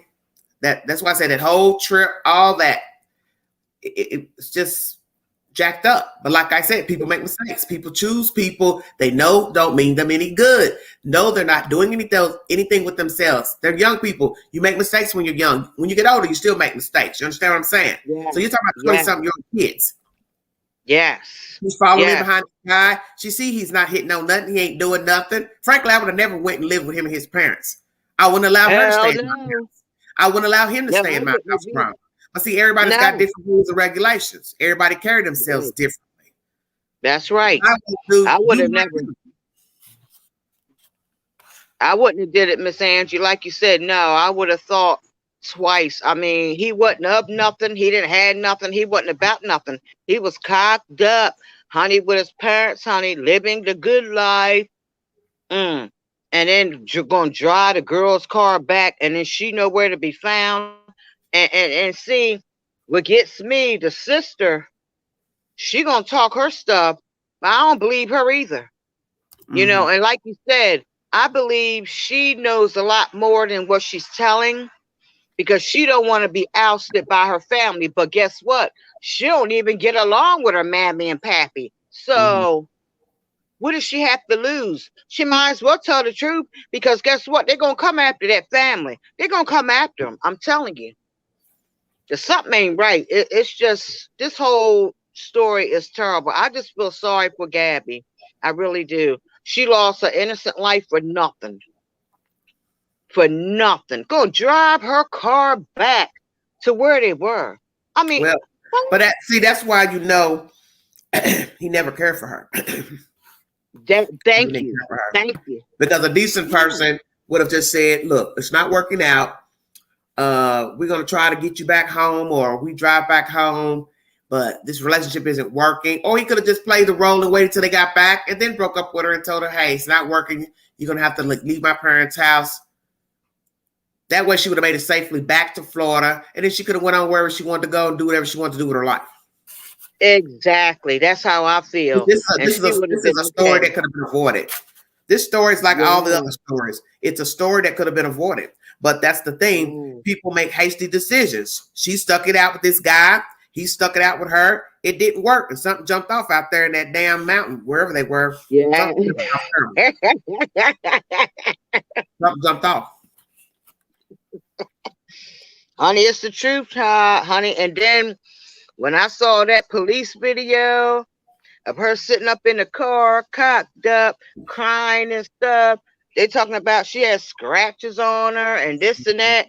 And remember, the sister did come out and say that her and Brian was always fussing and fighting, domestic issues. Yeah. So I don't even know why she even went on a trip with him. Tell you the truth. You talking about the girlfriend? Yeah, Gabby. I feel so sorry for her, because she should have never left. Terry, she did what most people do all the time. They stick it out with people. Come on now, you know that. Yeah, that's true. She's not the first person to date somebody and saw it wasn't working. Yeah, that's true. But you know what, Miss Angie? I'm glad they didn't have no kids together. Yeah, I'm glad too. I'm glad she didn't marry him, because this situation would be probably the same had she married him, had she had children. We'd be now talking about a dead married woman and a dead married woman with children. Yes. But did you hear, Miss Angie? They said on a news report, remember, it was listen. Then they be arguing over who's going to get the children, which grandparents will get the kids. It would be a big old mess if they had children. It'd be worse. It would be terrible. It would be terrible. But did you hear? Listen, Miss Angie, I heard this also on the news yesterday, that the two women that got married, honey, they were found not too far from where Gabby's body was found dead. It was two women that got married. They just got married. We know about that. Yes, because you look, remember it now, Miss Angie. I may not be on your live all the time, but I tell you what, whenever I miss your stuff, I make sure I listen to it at night, and I listen to it until I go on to sleep after it's over. Honey, look, I be listening to all your new stuff, honey. I listen to it all. And honey, it don't make no sense. But them two girls that got killed, and they don't even know who killed them. Okay, and Terry, then calm down for a minute. Terry. You know. Do you think he killed those two women, Terry? You know what, Miss Angie? Yup. I sure do. And I'm going to tell you why. Too close for comfort. Yup. Josie, why are you saying it's her trip? She's dating him. She obviously is not a driver, because if she wanted to take this trip alone, she would have done so. That's right. If she wanted to go on that trip alone, she would have done so. But I do not believe Gabby Petito was a driver. She's not a long haul driver. That is the reason why Laundrie went with her. They're dating. Right. They live together. Why would he not go on the trip? They live together. That's right. House. She was dating him. Why would she go on a trip without him? I'm not saying that people don't go without their boyfriend and girlfriends, but if she's not a long haul driver, she needed somebody to drive. That's the reason why I think she didn't make it back. She could have easily left him when he had that altercation on the 12th in Utah. That was the perfect timing for her to say, this ain't working. I'm going back home to New York, Florida, wherever, without Brian Laundrie. She was depending on him to drive. Exactly. It's obvious. That's right. That's right. It's sad. She made a horrible mistake. You know, it's sad. But I really believe he killed that girl, and I don't mean no harm. I think he killed them two lesbian women. Been dating this man. They probably had problems before. You just don't jump up one day and kill somebody out in the middle of nowhere. They probably had many problems. Yeah. And you can't take it back. That's the whole point of the story. She stayed with him. He stayed with her. That's it. That's right. You can't take it back. That's right. It's just so sad. I just feel sorry for him. It's sad. But I believe it. But I don't know, Miss Angie, you think they'll ever catch him? I don't know. That's what I'm thinking too, because sometimes, Miss Angie, it takes the United States forever to catch somebody. I've heard of people been on the run for 10, 15, 20 years, and then they finally catch them. But you got to, that's the thing about being on the run, though. You're going to have to be very savvy. You're going to have to be very quiet. You're going to have to stay out of the way. You cannot talk to people. You can't comment on anything because, one, you don't want somebody hearing your voice. You don't want to tell anything that they can recognize an accent. Or, as I said, be visible. Now, there are people who are on the run, and they are visible somewhere, but they have probably assumed another identity, or they're staying with somebody who doesn't really care about who they are or their background. That's what it is. People change their identities all the time. They get a fake ID under somebody else's name. They steal somebody's personal information. For all we know, Brian could be using somebody else's identification. He could have stolen somebody's identification. He could have done anything. See, in those days that he was gone, you got to remember he crossed the country in 2 days. So you don't know what he did in that time that he was crossing different states in that van. He could easily go into a gym, steal somebody's ID. Happens all the time. People steal people's identifications all the time. You don't know Brian Laundrie. You only know a little bit about Brian from what her friend said, Gabby's friend, and the fact that he's on the run. He has a fraud charge coming out of Wyoming of using her cards. So what you have to tell yourself is, if he really wants to stay on the run, he can make a way to stay on the run. Yeah. Oh, yeah. Most definitely. Because honey, I heard he drained her bank account. Drained it. Took all the money, but yet left behind all his credit cards and everything. Because, see, he already knew. I better not do that. I can leave a paper trail. Daggone right. They can catch him quicker. He should have known that. Listen, Terry, but he had to know that when he used her cards. He had to know they were going to find out about the charges. He had to know nobody's going to ever speak to her again because she's dead. So he didn't care. Yeah. He didn't care. Just like he didn't care about killing her. He didn't care. But it's sad. But you know what? The main thing about the whole thing, Miss Angie, if they don't never catch him on Earth, you already know who knows where he's at and who he got the wrath to face. That up there. So he's on his own. That's all I got to say. That's sad. Because you can't run and hide forever. Okay, you finally going to get caught, whether it's down here or up there. You're going to pay. It doesn't matter. That's that, you know. And the parents, if they are complicit with this, the whole family, I don't care what nobody says, that whole family's complicit. It ain't just the mammy and the pappy. It's the sisters, the cousins, the niece and everything. Honey, it's the whole family. They all know. Believe me, they know. But they ain't telling. Mm-hmm. Hit the link. Know. Yeah, well, woo, it is what it is. Yes, it is, Angie. That's why this is Domestic Violence Awareness Month. So if you know of anyone that's in a dire situation, tell them that he or she can get out. Naturally, people don't really like people telling them their business. People will complain about their lives, but in the end, it's their choice if they're going to stay in a relationship. But you let them know that there's support out there, there are resources out there for them to get help. But all they have to do is want the help. Yes. So that's the key to being abused by someone. The that's abuse right. has to want the help. Well, I'm gonna tell you, Miss Angie, I just turned 59 Thursday. Well, happy belated birthday, man. Thank you, sweetheart. And I was in 2 abusive relationships throughout my life, and I told myself I'll never go through it again. I don't have time. Getting punched, eyelid getting slid, and all kinds of stuff, you know. And that was years ago, but never again. And my children, they got to see that like on 2 different occasions, but it wasn't an everyday recurring thing. It was just a one-time thing.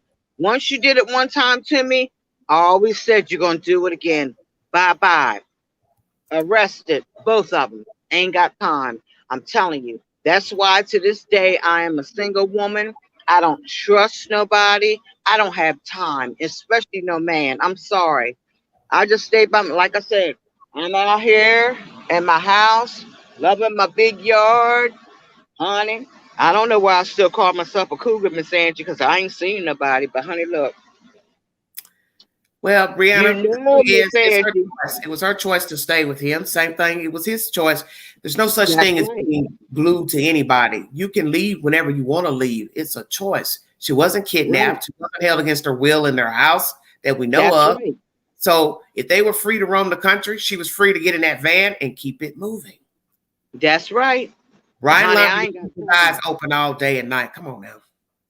Yes, but you're right, but honey. It's not worth it, Miss Angie, because sometimes it's your life or no life. I mean, I don't know. I don't know what to say, but never again. Like I said, I turned 59 Thursday. I like being by myself. I really do. I don't have to answer to nobody, cook for nobody, do for nobody. I'm by myself, and I love it.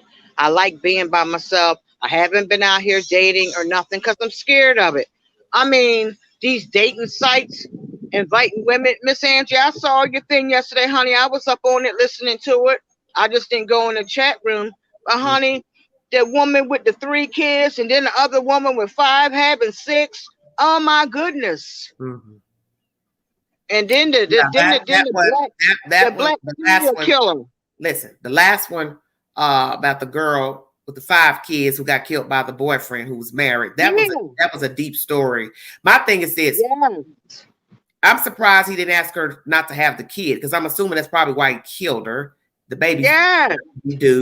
He already has a family, wife and kids. He knew that he would have to pay child support. And I think it's really jacked up that, damn, she had 5 other children, no mention of a husband or boyfriend. And then he shoots her on a road So he had to go there and followed her. Maybe they had words or something. He followed her in a car. I don't know, because I don't know all the details to the crime. But he killed her and that baby. Yeah. And he's apprehended. He is in jail waiting extradition back to Georgia from North Carolina. The fact that he's in the military is even more of a disgrace. You're an active military member, and you're going out here killing some woman that you knocked up out of wedlock. And then committed adultery. And guess what? In the state of North Carolina, his wife can sue him in a marriage documentation for cheating on her. That's the only state that acknowledges a lawsuit for adultery. For those that do not know. Good. But we don't know if she'll stay or not. Why you saying good? You don't even know if she'll stay it out. You don't know. So you don't know, like he's telling you, people stick it out with people. But you know what, Miss Angie, she's crazy. If she don't, she's crazy because, honey, look, it was the reason why he shot and killed that woman and that baby. He didn't want neither one of them, and it was going to mess up his future because you know he was already doing a down low. So he didn't want his wife to know, like R. Kelly said. So you never should have been doing it in the first place. So what made you think you wasn't going to get caught, honey, with his dumb self? He was dumb. Well, he's dumber now because he's locked up. So thank you. Yeah, but that was his choice. Yes, but that's crazy. Can you imagine how his wife feels? Can you imagine? Well, and it. Oh my goodness! We'll see. We will see what happens because, like I said, you have people who aid people. She might be the type of woman that sticks it out with her husband. See, we don't know. We have to wait and see.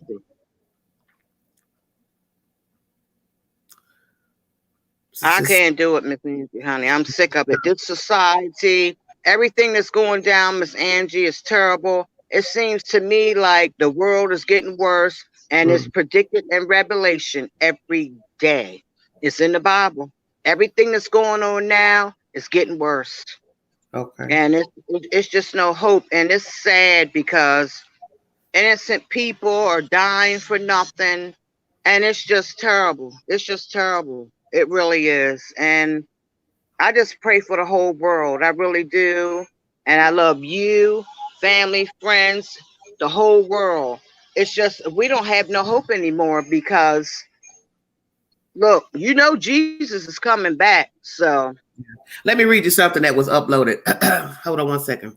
This is information from the Outsider that just came up on my notifications. For 2 weeks now, Dog the Bounty Hunter has conducted an independent search for Brian Laundrie's whereabouts.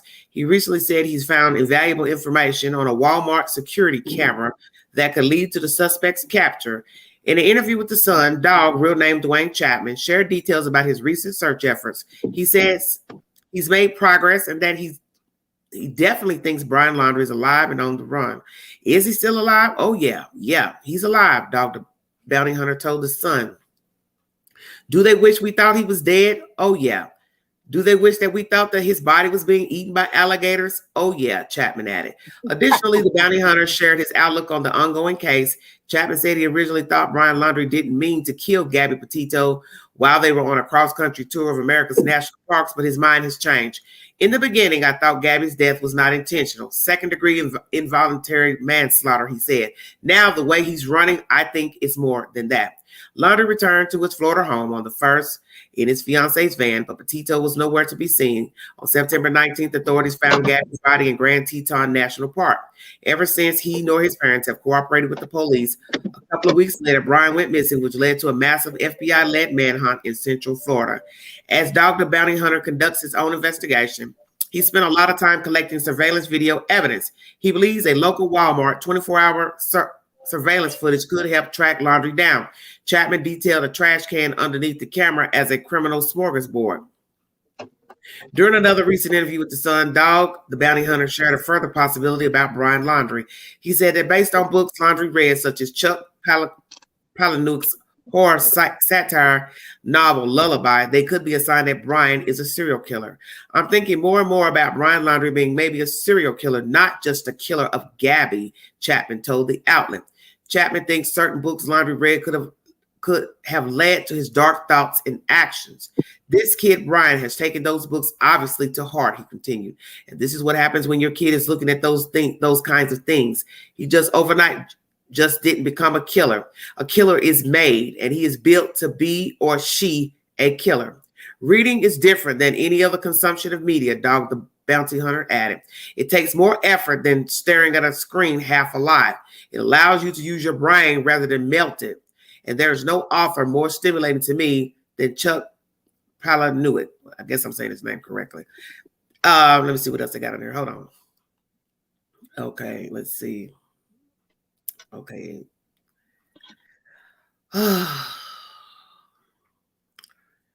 Okay. According to some people, Dog the Bounty Hunter has officially gone off the deep end. Several statements from the ex-reality star over the past week have included some rather inflammatory remarks aimed towards Brian Laundrie. For example, Dog recently contemplated the probability that Brian is in fact a serial killer. One of his latest statements focuses on Laundrie's controversial social media presence. More specifically, Dog says Brian's posts surrounding gore and the horror genre are indicative of something demonic. Here's the breakdown. Dog the Bounty Hunter spent time earlier this week talking to Dr. Oz. Together, they tried to piece together more about Brian Laundrie's MO. Like so many others, they think social media has a role in the Gabby Petito investigation that begs more attention. One thing, Dr. Oz, that we all looked at, is that he has Instagram posts, said Dog, according to The Sun. Now, if you look at them, there are pictures of what I would call demonic-looking things. Some of the books that he has read are very, very dark. I mean, this kid was not in a very good state of mind before and after this happened. This comes in reference to posts seeming to depict blood, knives, and ferocious-looking beasts. Hold on. I'm going to mute her right quick. Get this out of here. Okay. Brian's self-proclaimed admiration of Charles Michael Chuck Palahniuk also draws attention. Whether his Instagram or Pinterest presence actually means anything, Dog the Bounty Hunter is not a licensed mental health professional. Actually, he bears no legal status or certification related to bounty hunting either. He says of the ongoing search for Brian Laundrie, let's get him alive and let him go to trial in Wyoming, and let's get this over with. Because if not, they might be attending another funeral. I agree. As of the morning of Saturday, October 9th, there are no breaking updates regarding the search for Brian Laundrie to report. Twitter has not heard from Dog the Bounty Hunter, Northport Police, or FBI in days. Dog's daughter, Lisa, initially tweeted a tease of some big news to be released soon. However, the tweet only stayed up for a little while before she deleted it. Initial reports of campsite findings also seemed promising at first, but these have since been debunked. There's still really no telling where Brian Laundrie is. He could be in the Carlton Reserve, although this feels less and less likely to the public with every passing day. He could also be in the DeSoto area of the dog search, though this hasn't shown any promise either. The FBI's confirmed meeting with the Appalachian Trail hiker might shed some light soon, though all intel gathered from that meeting also remains in limbo ahead of its release to the public. As far as the Petito family goes, they will be hosting their first official fundraiser soon. On Friday, someone flew a banner with a message for Brian Laundrie's family over the family's house as Gabby Petito case presses on in Florida over the weekend. Laundrie is the main person of interest in his fiancée Gabby Petito's disappearance and death, which authorities have ruled a homicide. He and Petito went on a tour of the nation's national parks this summer as they traveled across America for months in her van. However, Laundrie returned home to Florida alone in Gabby's van weeks ago. Officials eventually found Petito's body in Grand Teton National Park on September 19th. Ever since Laundrie got back to Florida, he's been silent and refused to speak to the police. His parents followed suit and have been mostly uncooperative for weeks. Plus, Laundrie went missing after going on a supposed hike at a huge wildlife reserve, the Carlton Reserve. Now a massive FBI-led manhunt has been ongoing for weeks in Central Florida with next to no result in finding Gabby Petito's fiance's whereabouts. It hasn't helped that his parents have stayed tight-lipped over the situation either. Their silence over the matter was called out recently by someone who hired an airplane with a short message. They simply want the family to speak up so that Gabby Petito can have justice. Fox News shared a photo of the plane message on Instagram. It reads, "In the silence, justice for Gabby." And you can log on to the Instagram page of Fox News and see the said photograph of the flyer that was attached to the airplane. Justice for Gabby. Plane with clear message flies over Laundrie's family's Florida home this afternoon. Fox News captioned their Instagram post. The banner flying over the Laundrie family home yesterday isn't the only signage for the house. On Friday, neighbors of the Laundries hammered a sign with a message for the family in their front yard. As the Gabby Petito investigation continues well into October, protesters have gathered on a daily basis at the Florida home of Brian Laundrie. Yet last night, a couple of neighbors took matters into their own hands when they set up a large sign in the family's lawn. A video circulated on social media last night of a group of 5 or 6 people protesting outside of the Laundrie's home. 2 women are seen hammering a large sign with Gabby Petito's face on it into the family's yard. News Nation Now correspondent Brian Eaton shared the short clip that made the rounds on Twitter yesterday.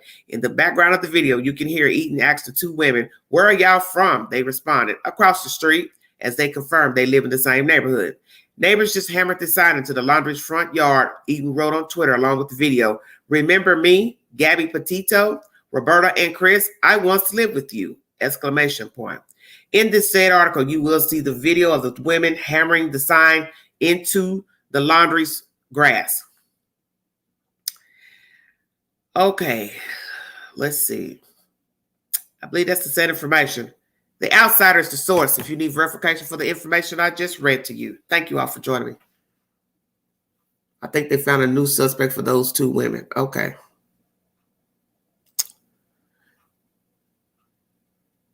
Thank you all. Thank you all for joining me. I got 209 in the room. This is just a very riveting story. I do not know how this is going to end. I can't see him being out in the wilderness. That would get old. And like I said, hiking and camping on your own is one thing, but forcing yourself to do it because you're wanting to evade law enforcement and said crimes you committed, that's another. That's another. Where is Brian Laundrie? Is he with family or is he with friends? Or perhaps is he dead? Did this man go out somewhere, hid, killed himself, and the FBI and said parties, the bounty hunter, are searching for a dead man? If he is with someone, who is it? And why would they risk their own livelihood and freedom to aid this man who is, I would consider, a fugitive at this point because he is wanted out of Wyoming for fraud charges? And I'm sure a murder indictment is soon to be on the table. So once that indictment is on the table for murder, it's a wrap. He will be indeed a fugitive because everyone has their own perception of what a fugitive is. And like I said, he could have easily paid restitution and fines for the charge and walk around here free until the murder charge got on the table. It was his choice to go out into the wilderness or wherever he allegedly went. And that's the thing about this story. You don't have any verification that he walked into the reserve. You have a car that was parked there and a citation issued on the car the next day. But if there are no surveillance videos at the entrance of that reserve, you have no proof that Brian Laundrie drove his car there, got out of the car, and walked into the reserve with the backpack and into the day or night. That is a version from his parents that they hadn't seen him, that he said he was going on a hike. His car was left there. And now you see they've changed the date only because the release of that citation came out. So they had to change the date because it would put into question that they went there the same day that the citation was put on the car. Stay woke.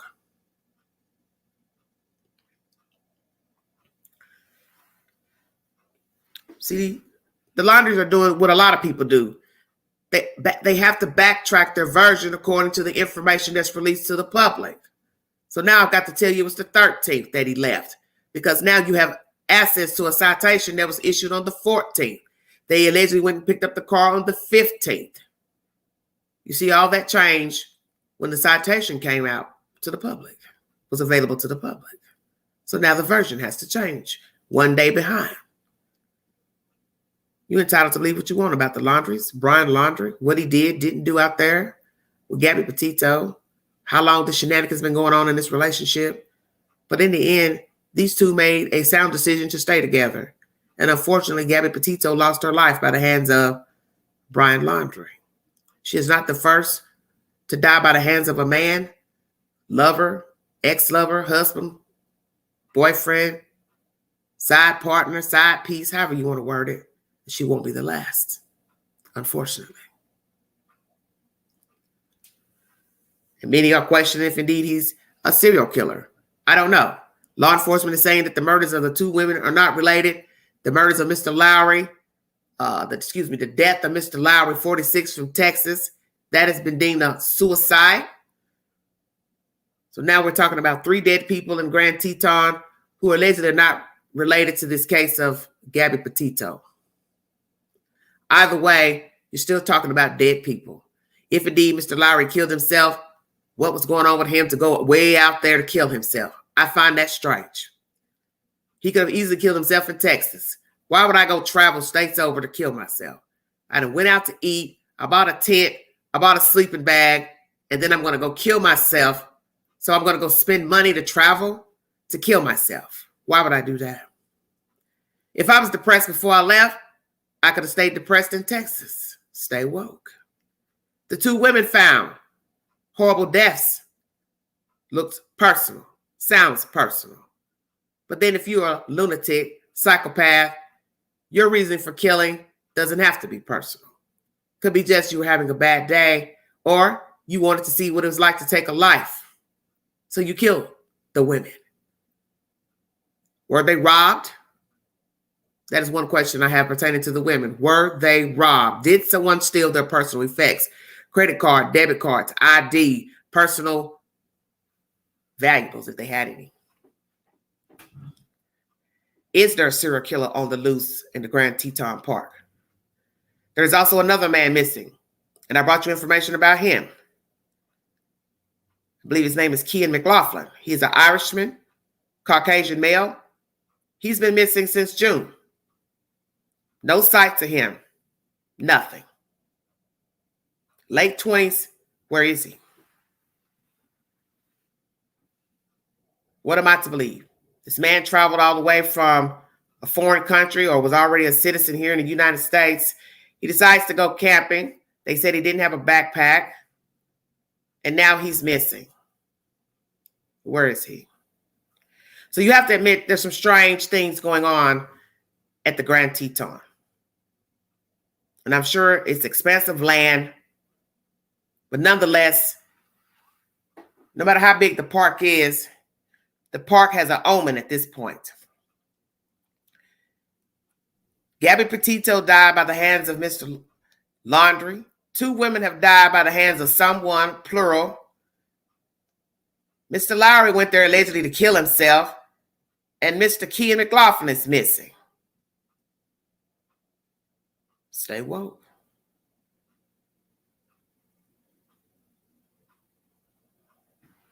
Is there a serial killer in the Grand Teton National Park? Are we looking at 4 or 5 separate incidents of death at that park? So then that means you've got 5 or more killers running around in that park. Either way, it's bad. Because now we're saying more people are crazy and think alike. That they're knocking off people that are hiking and camping for their enjoyment. So that means if you're a hiker or a camper, you need to beware of the Grand Teton Park. Is that what we're saying? You should be leery anyway, going out in the middle of nowhere where there is no backup, no phone service. I brought you a video the other day in my commentary of a guy telling you why you should not go to the Grand Teton Park. He was being cynical in his YouTube video, but that was his opinion. I played that just to show you that perhaps we as citizens need to stay in our lane. You see, man gets beside himself and herself and think they own the land, but you do not own the land. The land is its own entity. It was never yours in the first place. So you want to trek up in the mountains, trek up on these trails because man carved a trail and a hiking trail for you to walk on. But in the end, it's not your home. It's not your place. To me, it's a place for the animals. And animals deserve to have a place of their own. That's why they're animals and they're not humans. So who are we to go trekking up in their land to hike and camp and then get an attitude when the bear comes down and chews us to pieces? Or the coyote or a cougar. Stay woke. That's not your land. It's not your home. You don't have no business up there. I don't care if you like camping or hiking. It's common sense. You're in the middle of nowhere. Anything can happen to you. And you don't have a backup. You hurt yourself. You fall. down a cliff.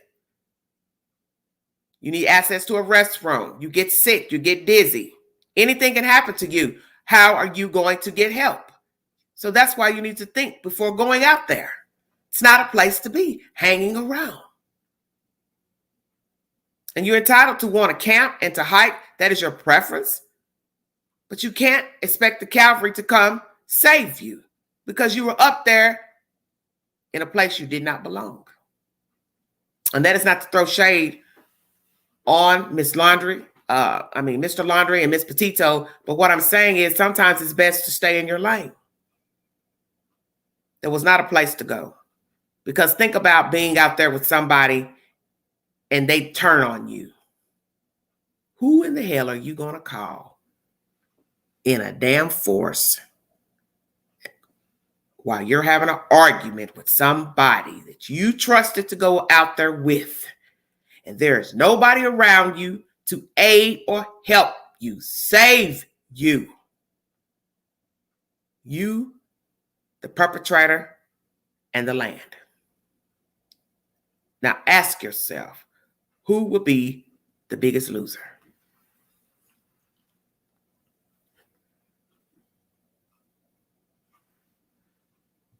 It's a messed up situation. Brian Laundrie has a propensity to kill. That has been proven. So it really wouldn't have mattered if they was at the Grand Teton or right there in Florida. Something bad was going to happen to Miss Petito. It just happened to happen out there in no man's land. And that's the gist of the story. Brian Laundrie is the problem. And he would have been a problem whether he met Gabby Petito or not. It wouldn't have mattered if they met 2 years from now. They would have the problems they had in Grand Teton.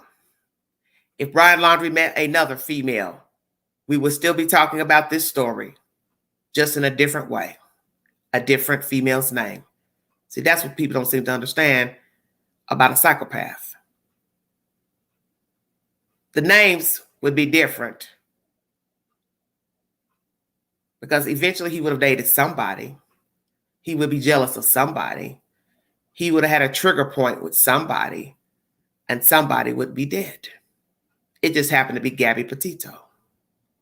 And that's what you need to understand about a sociopath, psychopath. It was going to be somebody eventually. And that's the sad part of the story. So if it was not the Petito's child, it was going to be somebody else's child. Stay woke. Now the coward is out there sloughing off the land. For what reason? You have no reason to be out there. You could easily be living a cushy life, Mr. Laundrie, at home with your parents, doing nothing because you haven't been doing anything for 23 years, but being a big baby taken care of by your damn parents. You don't even know what it's like to get out here and hustle and make a living for yourself, either by legal means or illegal means. You don't even know the art of the hustle because you haven't been afforded to know what it's like to go without food, water, shelter, a car, because your parents have aided you your whole damn life. You are a bum. You are a one bum. And see, that's why I know you will not make it out there because you don't have no hustle in you. You have no hustle in you. You don't know what it's like to be without. I can tell you that now. And the reason why I know this is because of the way your parents are behaving. They've aided you your entire life, you and your sister. And you probably were the golden boy, their top choice. But you're not our top choice. You're just a random bloke running around like a chicken with his head cut off for no reason. But you chose that reason. And that's your choice. But I don't feel anything for you. I pray that he's caught alive because I want him to stand account for the fraud and the death of Gabby Petito. He's due that. He's due that. Thank you, Patricia. He's due that. But what will be jacked up is if we find out Brian Laundrie is dead and all these resources have been wasted on searching for a dead man. Because in the end, a narcissist will kill himself. See, your ideology is telling you he's cocky, he won't kill himself. Well, there are a lot of cocky men in the cemetery. Don't get it twisted. Mr. Sharkey was cocky. He just killed himself in Florida. Stay woke. I don't want to go to jail, even though I killed my wife, strangled my wife. Yeah, I killed her and left Texas 2 weeks afterwards because I could. I didn't need your permission. And then you finally come get me 10 months or so later, and I go upstairs and shoot myself. A narcissist he was, now he's a dead man.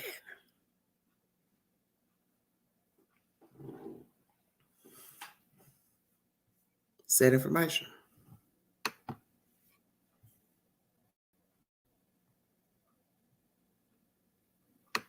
Hello. Thank you, Becky.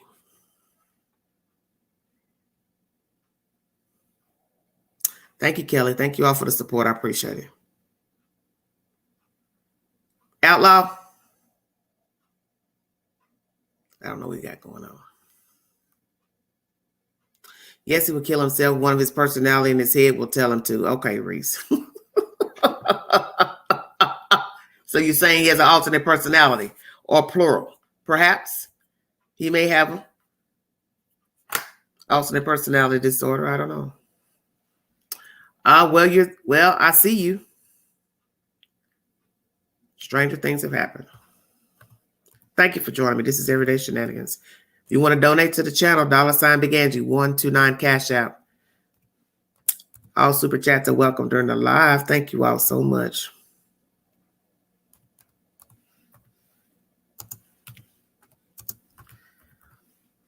Something's got to give with this story because this is getting old now. All this bickering and going on, going to the parents' property. It's out of control now. It's time to put an end to this mess before somebody gets hurt. Somebody's going to get hurt. And how do you know that, Tyler?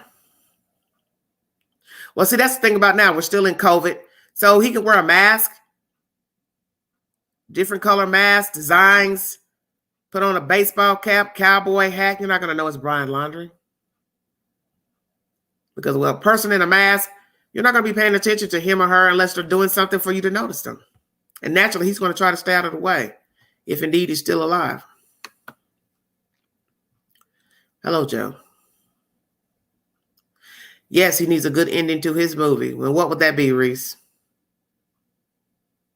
Does he have a gun? That's another thing we have not touched on. Does Brian Laundrie have a weapon?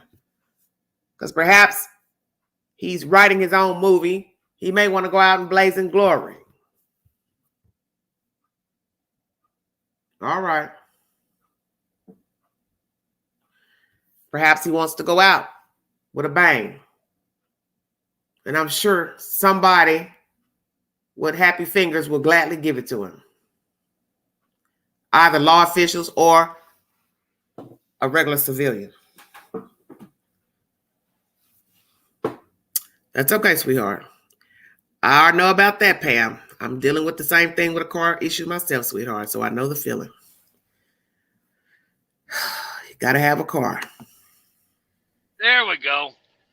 Yes, sir. Are you somewhere still now? Yeah, I'm 30 minutes on. I'm my 30-minute break here at the truck stop. So okay, I came up. Well, give me what you got. Well, so far from what I've been hearing, that yeah, we know Brian Laundrie's still alive, but where is the key question? Why do we know he's alive? We don't really know that. We think, some of us think he's alive, but we don't have proof he's alive. Not yet, but as a survivalist and been living out there in the timber for a year, that I know he can do it. You know who can do it. If I can survive out in the timber for a year, being homeless, and I know he can too. of what people see has shown his survival skills. Okay, well, let me ask you this. Could you see him hanging around homeless camps?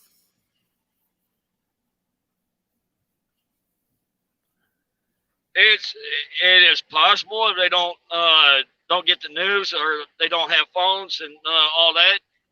Yeah, I can see he can hang around with a couple of them.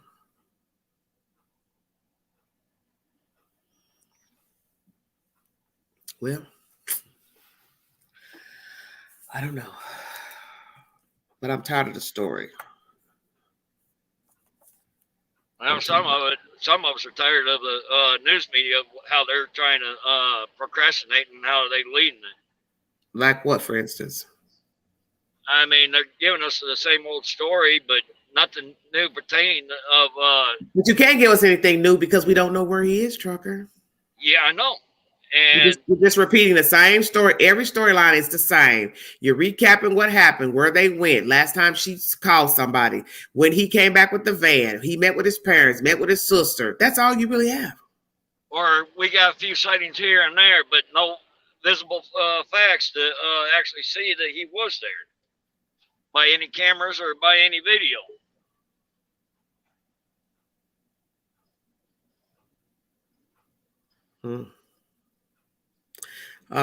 Brian Patton says, homeless camp without phones, ? Not Nashville. Patton, stop it now.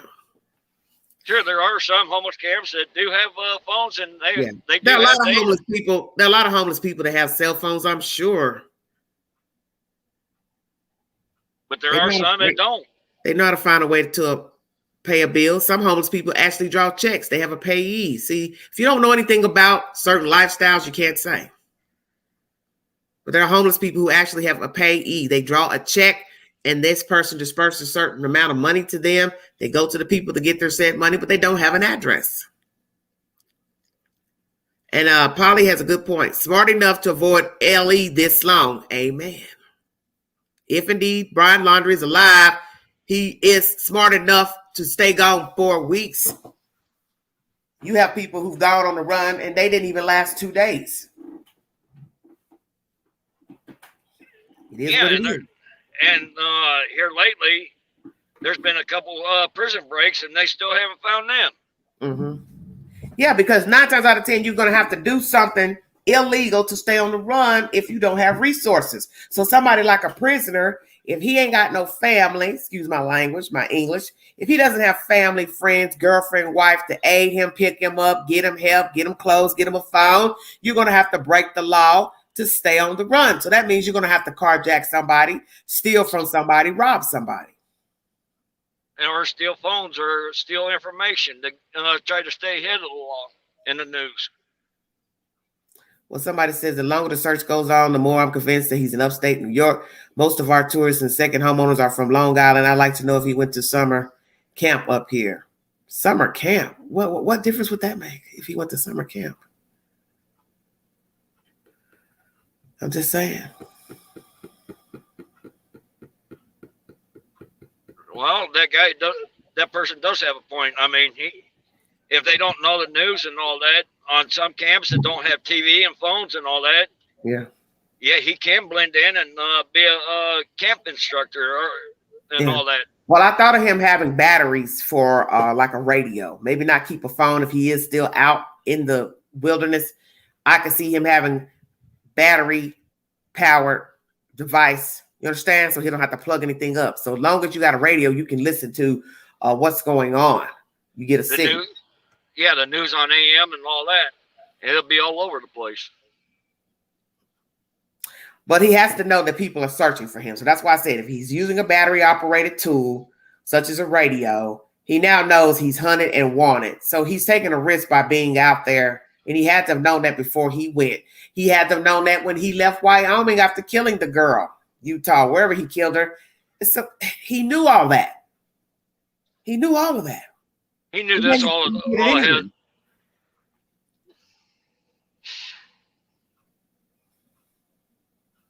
He knew this all ahead of time. How to plan it, how to plot it. That's my point. And I do believe when they went to Cassie's house on the 1st, all of them piled up in that car, he and his parents, they told Cassie something, I think.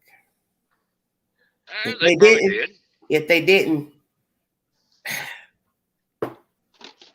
I just see how she could have picked up on something. There's times that they will leave the other siblings out of it. Oh, yeah. Especially if they think they'll talk. If they didn't trust her to keep her mouth closed. And that says a lot for the Laundries, what kind of parents they are.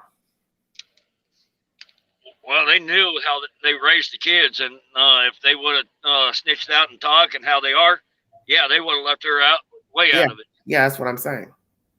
And the lawyer threw her on the bus by putting her at the campsite on the 6th.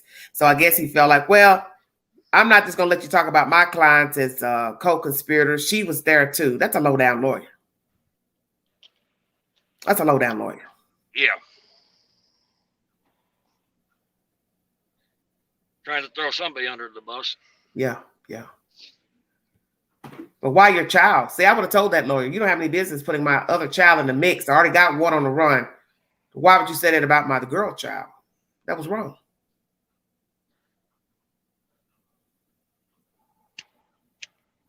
I don't know what's in the storage. I don't have a receipt about a storage.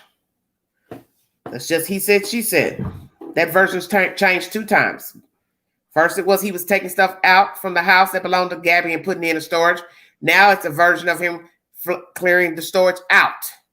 And closing it out. So that's 2 different versions. So I don't know the truth about a storage. And right now, a lot of the storage lockers down there are not saying anything. Yeah. Girl child wasn't paying the lawyer. Well, still, Brian, you're still allowing the lawyer to throw your child under the bus. You don't do that. You're going to uphold one child, and then you're going to throw your other child under the bus? It's jacked up. But it shows their character. They're grimy parents, and their son is grimy, so he learned from his parents. That's the reason why I still think Brian Laundrie is still a little spoiled little brat. Yeah. Well, he's been afforded to be a brat his entire life. That's why he's on the run now, because he hasn't stood account as an adult. He hasn't carried his own weight in life. You see, when you don't carry your own weight ever, you don't know how to maneuver in the world. You don't know how to deal with people. You're going to flake out. That's true. He has not accepted any accountability that he did. So that's why he did what he did out there, see? Because he's been doing what he wants. He's lived with his parents his entire life. 23 years of age, you stay with your parents probably most of your life. You haven't paid any bills anywhere, a mortgage, rent, light, gas, utilities, car note, car insurance, food, toiletries. He doesn't know about the real world. So I don't really care about how many times he hiked on the Appalachian Trail, the reserve. To me, that ain't nothing. Pay a damn bill for a couple of months to a couple of years. Pay your own car note, car insurance, gas in your car, buy your own damn clothes, shoes, pay rent, pay bills on the house, maintenance on the house, then come back and tell me about surviving. Home insurance, gas, lights, and everything else that comes in water, everything comes into play. And I don't think he'll last for 6 months out there. I don't know, Reece. I don't know if this is a planned murder. I think the plan got into motion after the 12th. Now, did he plan this murder entirely with the trip? Can't say. But I do believe his mind shifted after the 12th with the incident with them in Utah. But after he came back and ran, it's still a possibility that attempted premeditated murder. Yeah. Well, see, you just have to use logic. You flew out there for some reason. I'm not going to even say why he flew out. I'm not even going to keep talking about the storage thing, because that makes no more sense than the first version that he went home to get rid of her stuff. Yeah, and we don't have the flight plan and the flight receipts. Yeah, you don't know. Right. You don't know what was in the storage. You don't know if there is a storage facility, locker, whichsoever. He could have had his parents take care of that. You're on a trip out west. You're going to fly all the way back just to empty a locker because what? You owe money. You behind on the money. They threaten to throw your stuff out. See where I'm going? And then let's ask ourselves this too. The main question that nobody's asked, because everybody keeps talking about the storage locker. You all didn't think to ask yourselves what the F is in the damn locker? Stay woke. What's in the locker that was so important you had to get back to empty it? Because as I said, first version was he was taking stuff out the house belonging to the girl and putting it into storage. Now the new version is he flew back to empty a locker. So which is it? What was in the locker so important that you would leave a trip to go empty it and return back 6 days later and kill this girl? Make it make sense. I think that was the key point, to empty the storage locker, because there's some evidence there. What you mean evidence? DNA. You gotta remember he's been gone though, so it can't be any evidence in there because he's been gone for months. Well, yeah, that's true, but there's some DNA trace that left her behind. You're gonna have DNA at your parents' house. That's where you were living. Sure. You're gonna have DNA in the van. You drove it back. So that's what I'm saying. What is the relevance of the locker?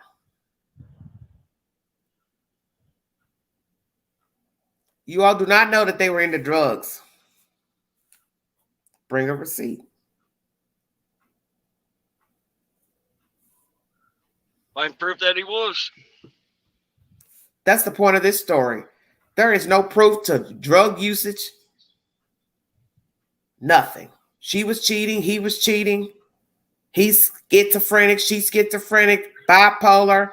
They have mental disorders. You don't have any clues to any of that. That is your own perception of these people.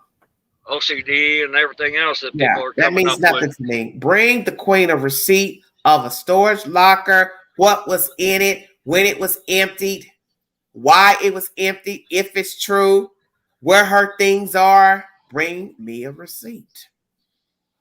I'm tired of hearing they said. He said. Or they. They said. They said. The other channel said, bring a receipt. Did he fly back to empty out a locker, or to put her things in a storage, or to dump her things? That sounds more reasonable. He flew back to dump her things because he had already made a decision to get rid of Gabby Petito. So I go back home, throw all her stuff out, jump back on a plane, go back, kill her, drive her van back. Voila, she's gone. But where he messed up was bringing the van back.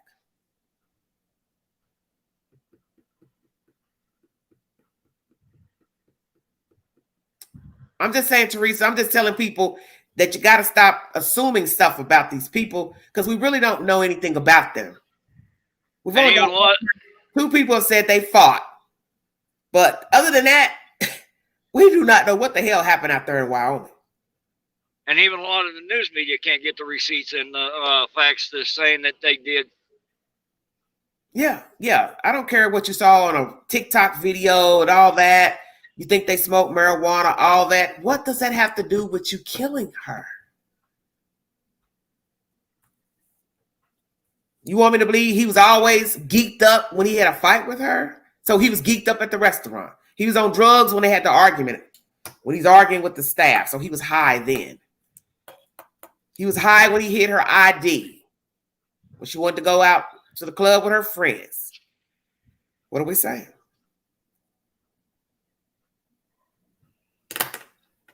She could have overdosed and he dumped her body. Right. Who needs 6 days to clean out a locker unit? Your parents could have done that. But here's the thing. When they got stopped by Moab Police Department, they searched the whole entire van and all that. They didn't find no drugs or stating that they found anything. That's why, illegal. Look, hey, trucker, that's why I don't indulge in that stuff. I tell people, I only pay attention to what the law enforcement brings.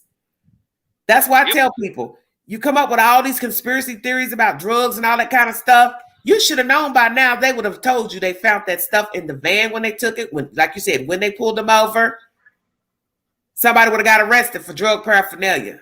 They would have arrested both of them on the spot. On the spot. we probably wouldn't even be talking about Gabby Petito.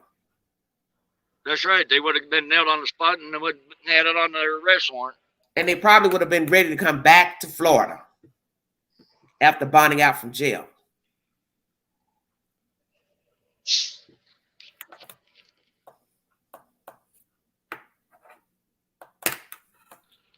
Well, John, he still stayed with her for days after the 12th. He left on the 17th. So when they fought on the 12th, obviously they made back up because he left from out there allegedly on the 17th and returned on the 23rd. So as I state, I believe the balls were in motion after the 12th of him wanting to get rid of her. And for example, I've already seen a couple police officers pulled over suspicious vehicles, thought they had drugs, but turned to find out they didn't have none. Yeah. So what's the point? I mean, you're never going to get the truth to what the hell happened out there.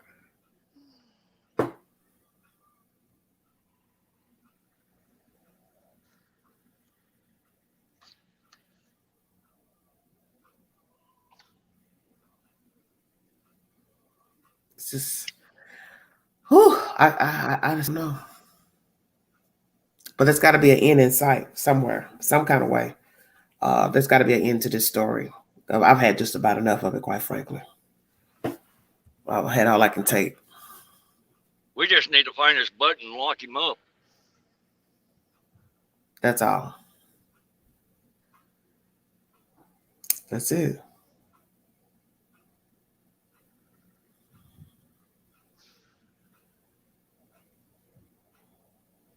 Well, I'm looking. I don't see anything so far in the queue.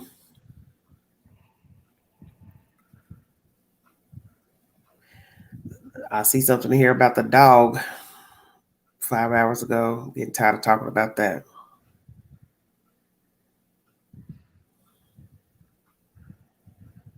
He knows the consequences if he does get caught. So that's the reason why he's watching it, his P's and Q's and how to do it. Okay.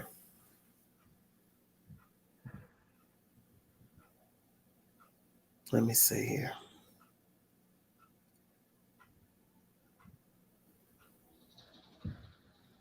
Yeah, it's not nothing in here new. Same old drama, same old mess. Just because there's nothing out here. No actual leads to actually see where he's at. Mm-hmm. But as far as we know, he's still living in Florida. And like I said before, in northern parts are getting colder and colder. And if you light a big fire to keep warm, a lot of people are going to get suspicious and find you. And that's the reason why he needs to stay south and stay warmer, to where he can only use a little bitty fire to heat up food or whatever and not be tracked. Okay. And that's our military skills. I mean, yeah, you can light a little small can of fire and not be shown. Okay. I'm going to read you something from Fox News. This was just uploaded. All right, go ahead. Former FBI agent Terry Turchi says fugitives like Brian Laundrie tend to try to figure out how they can reach their comfort zone while on the run and are often located in those places. Okay. People don't change because they become a fugitive. Turchi, who spent a year in the North Carolina mountains between 1998 and 1999, leading the hunt for Olympic bomber Robert Rudolph, told Fox News Digital, they tend to try to figure out how they can land in the comfort zone. Laundrie enjoyed hiking, traveling, so some experts have suggested that he may be in the wilderness or on the road, and several potential sightings have added some credibility to those theories. Others have suggested the fugitive may be closer to home and could be getting help from another person. Laundrie's sister Cassandra described her brother in an interview as a mediocre survivalist. Clearly, he's not out in some camp or some cave somewhere on the hard, cold ground or snake gator infested water. He's somewhere where he's probably being taken care of, Turchi said. When you see how he came running home after something obviously happened, that kind of tells you what he's probably doing now. Amen. Laundrie and Petito were traveling cross country in a van when Petito disappeared. Laundrie returned to the Northport, Florida home without Petito on September 1st. 10 days later, Petito's parents reported her missing. Laundrie's parents reported him missing on September 17th, but recently said the last time they saw him was on September the 13th. The FBI found Petito's remains in Moose, Wyoming, where the pair was visiting Grand Teton National Park on September 19th. Turkey explained how a key player in the FBI's search for Rudolph in the 1990s was a man who shared some of Rudolph's interests. Rudolph had spent time talking to the man in his health food store in North Carolina, and the man ultimately gave the FBI helpful information about Rudolph after initially refusing to talk to the agency because he was staunchly anti-government. Laundrie may similarly be around people he knows or trusts. Driving to far-off places is exactly the kind of thing that they may very well be what he's doing. But he would have had to have finances in order to do so, Turkey said. One minor traffic error, too, could make his fugitive run pretty short. Exactly. While all fugitives are different, they all tire eventually. And many of them end up being on the run for well over a decade, Turkey said, adding that he does not think Laundrie will be on the run for that long. But the formula is essentially the same. The former FBI agent said of the search process, you interview as many people who need this person as you can. You continue following that. You talk to neighbors, friends. You look for anything the fugitive might have said during a time that he didn't have this guard up where he hadn't done anything. Those clues, Turkey believes, will ultimately lead officials to discover Laundrie in the same way it has helped them discover other fugitives. This is by FoxNews.com. What do you think about what he just said? He muted himself. Hello. Yeah, I'm here. I did that so why you can read that. I'm not stressed about anything. No,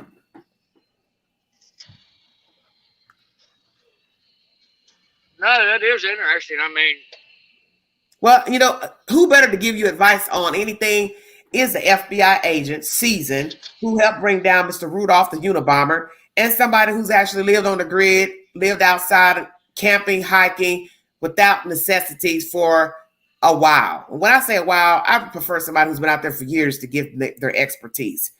1 to 2 months is just not enough for me. No, you gotta really live off of it by 6 months to a year. That's what I'm saying. Somebody who's been out there for years living without necessities can speak on what it's like to be out in the street of the wilderness without nothing. I mean, nothing. No phone, no debit card, no money, no checks, no nothing. Just you and the land. It's hard. Well, it may not be his first murder. I don't know. I have no idea, sweetheart. Yeah, especially without pocket knives and anything that starts fires or anything like that. It's hard. I've done it. Yeah, because I don't think people really realize how hard it is to live out there.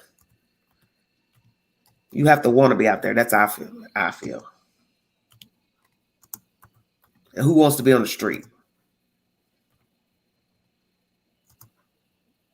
Why would anybody want to be on the damn street? And living in and out of garbage cans. Yeah, all that. And looking over your shoulder. But just because you're in the wilderness don't mean you're not going to be looking over your shoulder. You don't know what you're going to encounter out there. Wildlife, another crazy person such as your damn self. Hello. He might meet his maker out there. How about that? He might meet a like mind.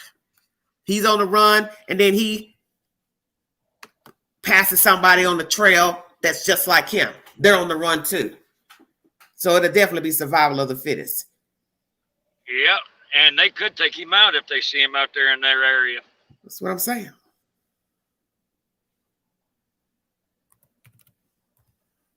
And they wouldn't hesitate either.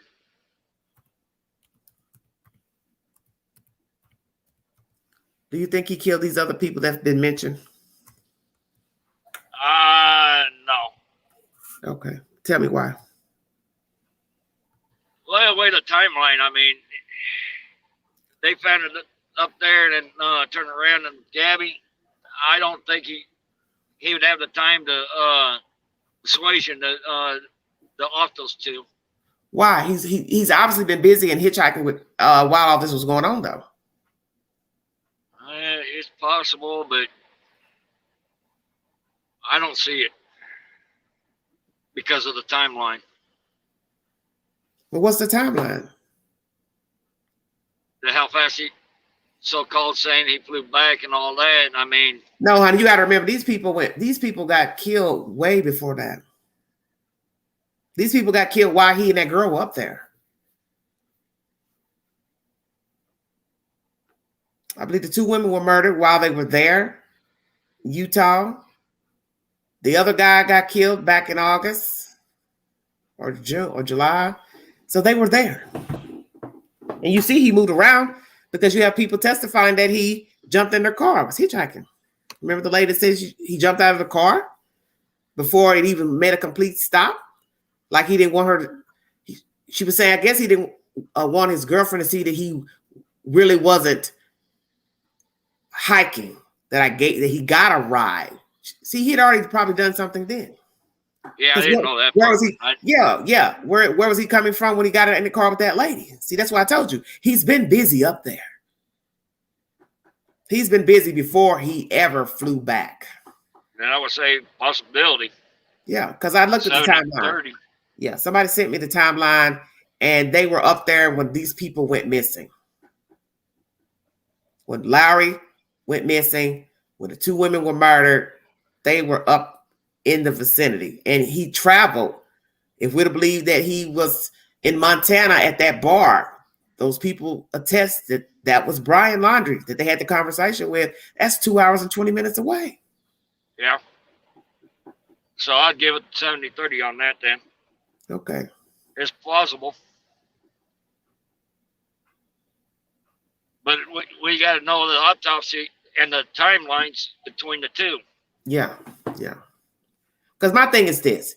I go by data and logic and probabilities. These people arguing in the vicinity of the co-op, and just so happen they go get pulled over for him slapping her. They get released, go their separate way for however long. We don't even know what's the truth. And then one of those people from the same co-op ends up brutally murdered in a damn park or somewhere. You don't find that strange. And then the girl who's dating this guy, she's later murdered weeks later. Come on now. What is the probability of 2 people in the vicinity get murdered days to weeks apart, but yet they don't know each other?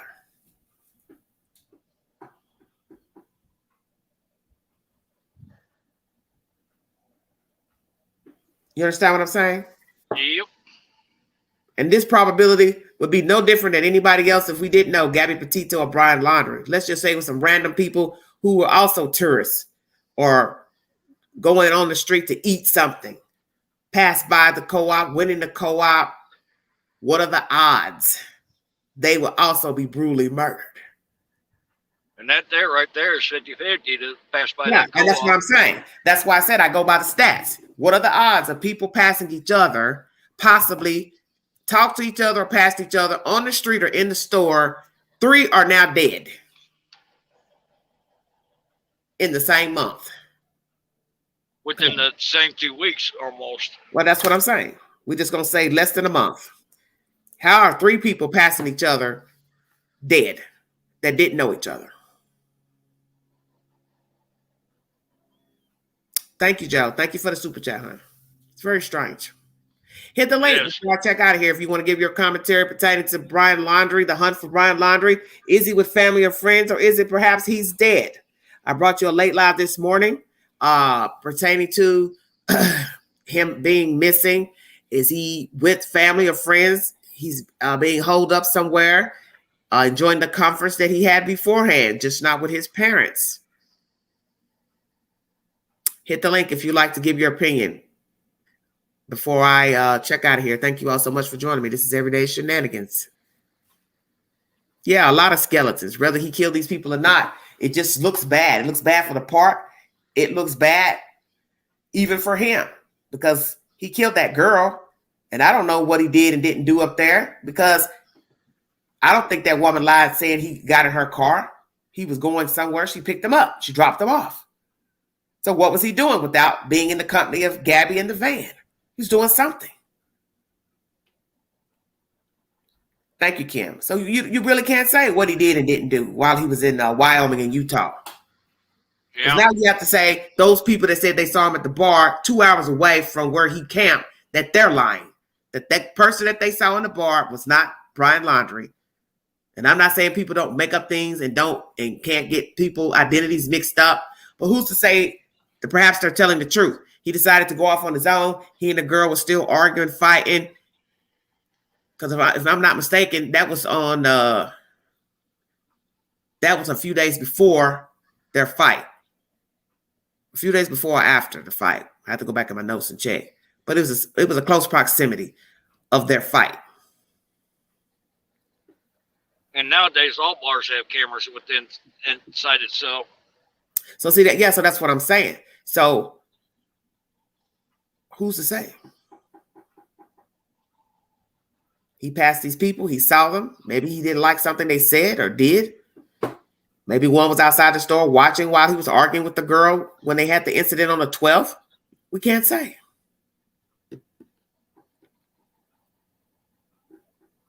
Can't say without the footage. Somebody says the night the ladies was killed, he was told to stay in a motel. He had insomnia. He could have. Well, you can't say he looks like a pansy. He just killed a woman. So what's the difference between killing her and killing 2 other women? That makes no sense, sweetheart. A murderer is a murderer. Yep. Do you think they got in a fight at the restaurant? The girls tried to intervene. They left and got stopped by the police after the witness called it in. Now, that is a possible question. Good question on that one.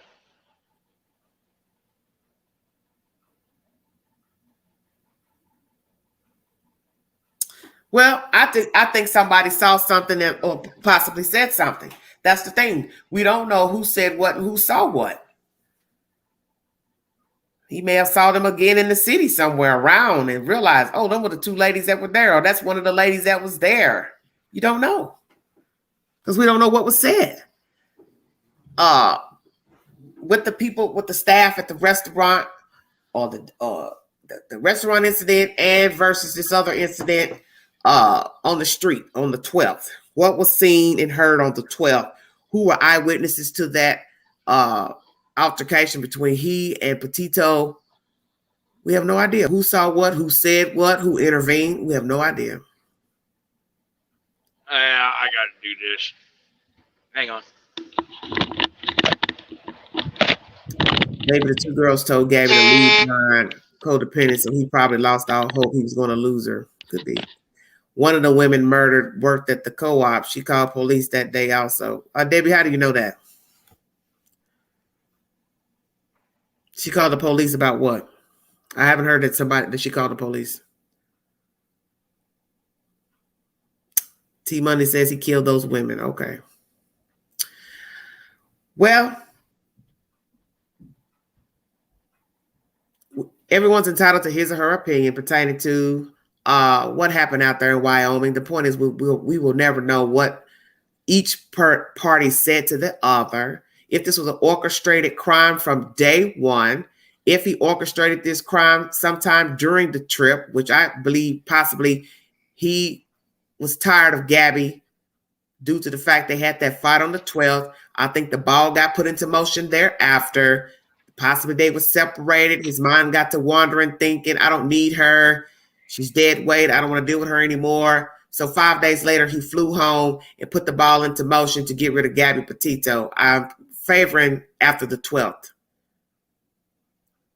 of August that he, or September, whichever day it was, August, that he put into motion to get rid of her. That's what I think. I think so, Justice. I think they were staying outside the city. That's what I last reported. They were staying outside the city. But I believe he stumbled across those ladies some type of way. And if the co-op is on the same street where they were arguing, you have to deduce the odds. What are the odds that one works in a place on the same street where one woman is now dead? And they all were in the same jurisdiction at the same time, either on the street, at the store, and the campground. It's all the same to me. It's very unlikely due to the fact we're not talking about New York City, Chicago, Detroit, Memphis. Yeah, you can add the odds and say 2 people went into a store, one got robbed, and then one had a heart attack within days. Do you understand what I'm saying? But you're talking about cold-blooded murder. That's totally different.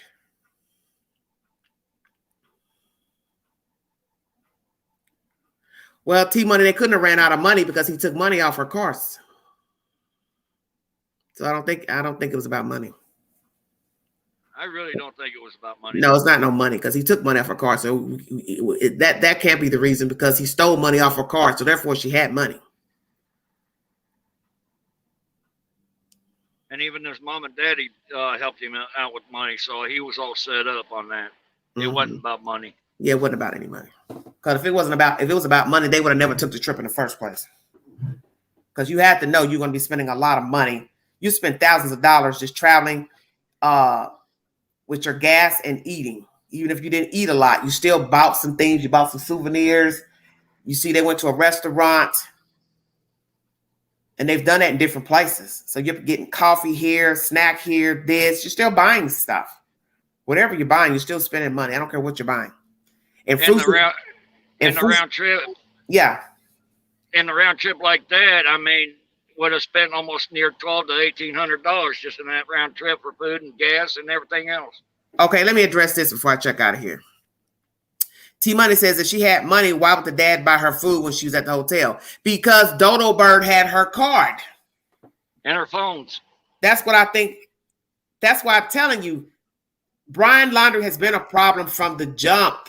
He was orchestrating everything on this trip, but yet he did not have the resources. The money was hers. The car was hers. The keys was hers. You already heard the friend say he hid her card one night when she went out. He hid her ID. 9 times out of 10, he kept the car keys in his possession. He kept the debit cards in his possession. So that's a valid point. Why would her father need to order food for her? That should have told her father something. That's why I keep telling everybody, stay woke. So let's go there then. You don't question your child to say, where are your debit cards? Where's your money? Or where's your phone? Why you calling me on the hotel phone? That's right. Why are you in the hotel? See, I keep telling people the answers are always there at the beginning of the story. Yeah, the clues are there. The father should have been saying, we got to get you out of there. That'd been the first thing I would have said. Because we don't know what version she gave her father, but the father should have had a red flag when he had to order the food. Why am I ordering somebody food that has money? You're right. It's a valid point. Well, T-Money, I'm saying he had to have her ID. I mean, he had to have her money because you just said, why is the father ordering her food? So that's logic that Brian had the debit cards. He took the debit cards.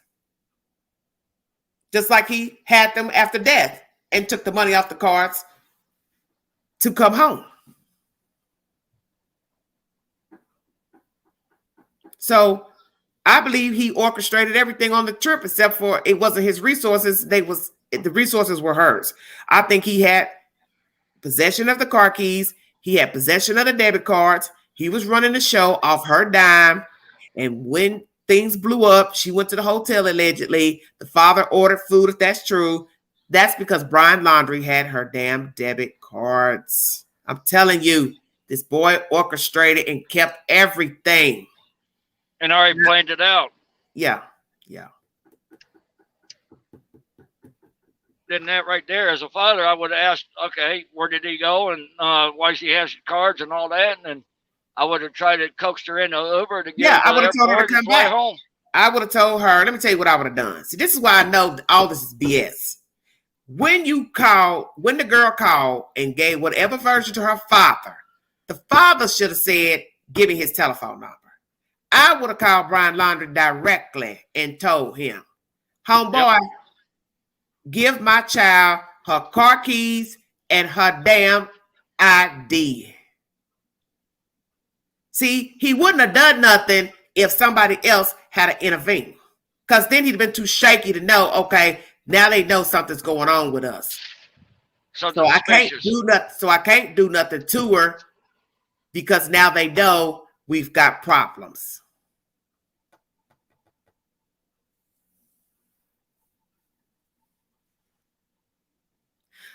I know about the ID incident. That's not what I'm talking about. I'm talking about on this trip. 9 times out of 10, he had her debit cards already in his possession. That's why the father ordered her food. Jesus Christ. Yeah, then that would have put Brian on the spot. Okay, somebody's on to me, and yes, I need to change up. That's my point. That's my point. The father should have called Brian to say, hey, I don't know what's going on, but she ain't got no money to eat. Where's her cards? Where's her money? Why is she in a hotel? What are you fighting about? Why she can't order her own damn food? He would have been caught red-handed right there. Okay, let me go take this girl, her van, her keys, money, whatever. So he wouldn't have been able to do anything because then he would have been called out on the spot. This is why I keep telling everybody, listen to what's been told to you in the story. This could have been avoided then. And if the parents had a tracking app, he could have got busted for Grand Theft Auto. Yeah. See, the father should have called Brian when the girl said she ain't got no money. That's a sign right there he had her cards. Yep. And the father should have called him and told him, hey, you picking the wrong kid, homeboy. Give my baby her car keys, her van, and her debit cards. Or I will fly out there directly and get him from you. Oh, he would have handed him over.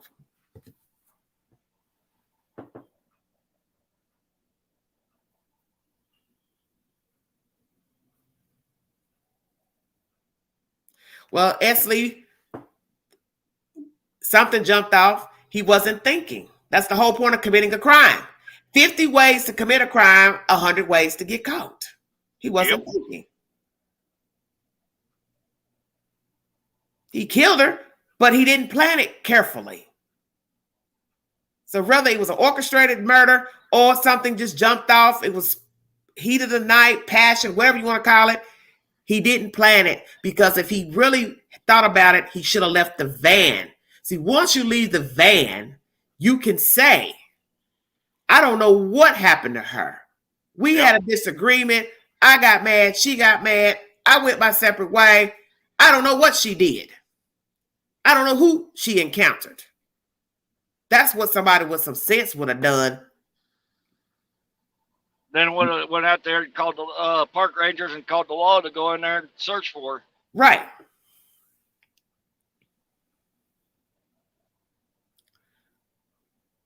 But he didn't. He just hightailed it and put it. Well, Becky, it doesn't really matter what she said or didn't say. The father should have common sense enough to know something was wrong if he had to order her food. Why am I ordering you food when I know you have money on your debit card? Come on now, stay woke. And which he didn't. He had to know she had money. You don't take a trip like that and don't have the money already allotted for the trip. So the father should have seen something was wrong when he ordered the food. And he should have told her, something is up. I want to know what's going on. I want you out of there. Get your keys, your van, and go. We will make provisions. We want you out of there. That was sign number 1 when he ordered the food.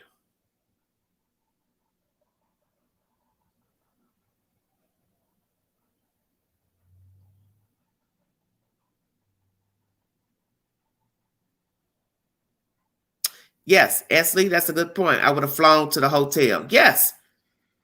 Either way, the father could have flown out to Utah, Wyoming, whichever, met her, and drove the van back to Florida. Since we now know that the father does live in Florida, he could have flown out there, a one-way ticket, and met his child and drove her back home to Florida, New York, wherever. It doesn't matter. This wouldn't even be a story. it would never dragged out this long. Yeah. She probably told her father he took it by accident. There's no accident. No, it wasn't no accident. It was already pre-planned. Yeah.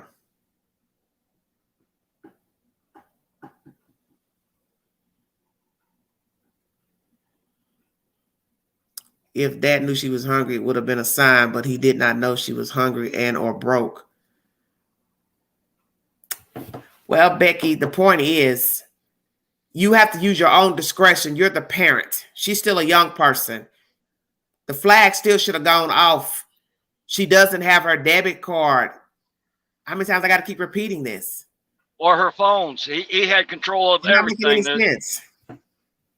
You have to use, if somebody calls me right now from out of town, they've been posting on social media, I use common sense. Well, they had money to get out there. They've been posting on social media. You call me tonight telling me you're in a hotel and you ain't got no food. I got enough sense to know you were either robbed or you were robbed.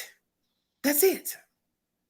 So then I'm going to have a chit chat with you and you're going to tell me what the hell's going on because you're on my phone line telling me you need something to eat.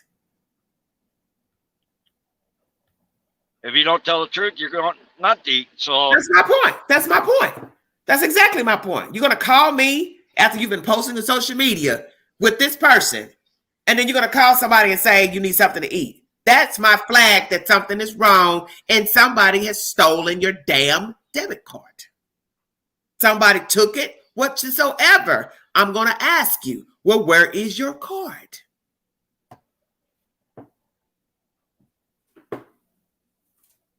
Yes, Esley, thank you. You have to listen to your intuition. Doesn't matter to me how she called her father. Some of you are not really paying attention. Doesn't matter how she called. Collect, hotel phone, no phone, Wi-Fi, it doesn't matter. When you made the initial call to say you needed food, the father should have known something was wrong and he should have made provisions to go get her. And not only that, if you make a long distance phone bill, it still gets put on your room bill. So it doesn't even matter about phones, Wi-Fi, who said what. She's already made the trip. You know she has money or she wouldn't have went on the damn trip. So when she calls to say she needs food, you ordering the food. Why would I order you food if I know you got a debit card? This is why I keep trying to tell you all. Everything you need to know is at the beginning of the story. She had to have said something about not having her card. Why would I offer to buy you food if you got money?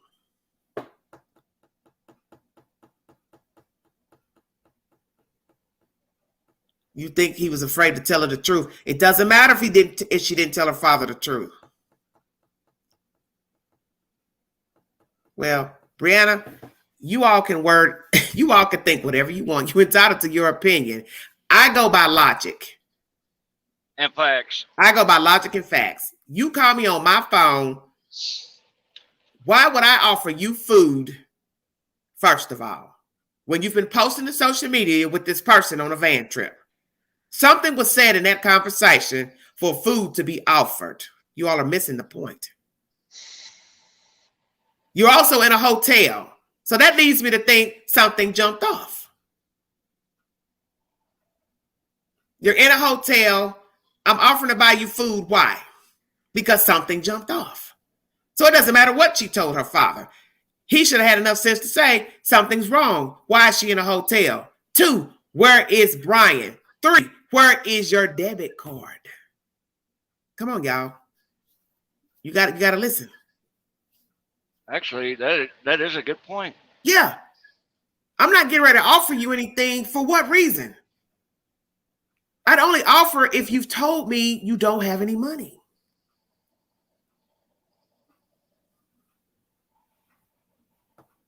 And it also depends on how she played it on the other end to convince her dad, oh, nothing's going wrong or anything like that. I got stuck here, but Brian will be back. And it's just a lot of different scenarios that we don't know yet. Well, it was a treat for her. A pizza was a treat.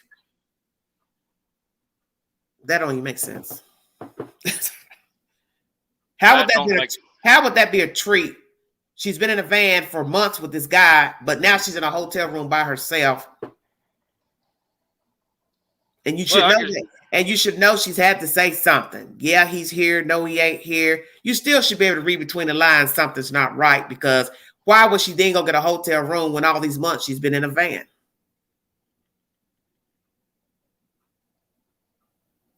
Y'all not paying attention. And that's obviously what happened with the father.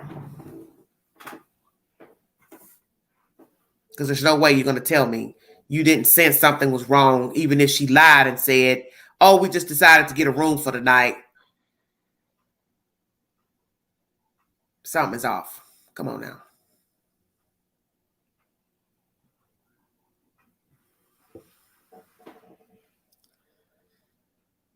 Yeah, he had to know. There's no way he could have not sensed something was wrong with this conversation. No matter what Gabby told her father, the father should have known as an adult something was off with the conversation, if indeed she did not tell him the truth. That's all I'm saying. He should have known better. Something is wrong with this conversation. Why is she in a hotel room when she's been traveling with this man in a van for months? So this one night they decide to get a hotel room. Well, that kind of defeats the purpose of the van life, correct? Correct. Okay. Thank you, Becky. I'm not trying to be mean. I'm just trying to let you all know that in the beginning of a story, the clues are always there. You have to listen.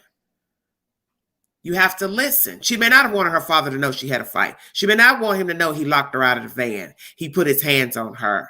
But I'm telling you that when he offered the food, whether he offered it, she asked, she told the truth, the father should have seen red flags in their conversation that something was amiss between she and Brian Laundrie. That's all I'm saying. And would have grabbed the next flight out. Yes. Becky says, and I bet now that the dad wishes that he had known. Yes, new normal, not good parenting skills. I'll say that too. Well, she may have protected him. But all I'm saying is, we're talking about another person. We're not even talking about Gabby at this point. We already know Gabby enabled him and stayed with him. That's a given. That's a dead subject. The subject is the father and whoever talked to her. You had to sense something was not right in her conversation. You want me to believe she called him and said, I'm at a hotel. He's outside fooling with the van. And, oh, we just decided to rent a room for the night. I just want you to think about that.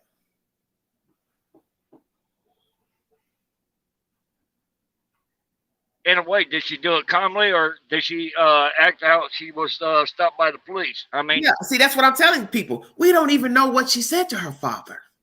Or how she acted.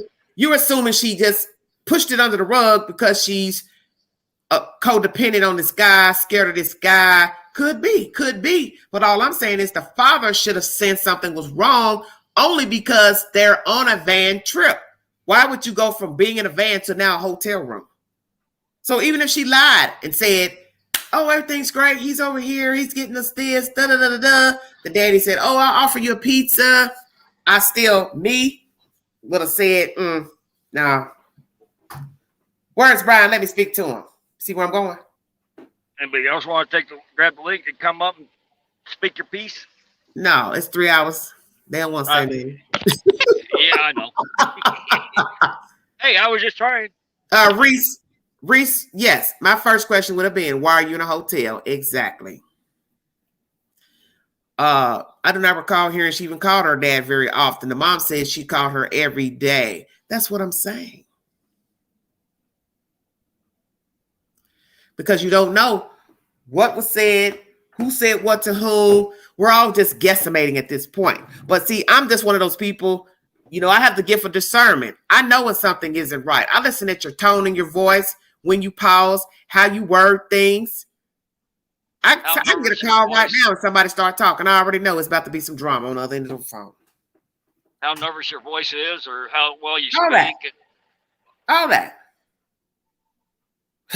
You call my phone and start talking, I already know if you get ready to spin me a web because I'm going to say what you want. What's up? What's done happened now? Anybody that know me will tell you I already know.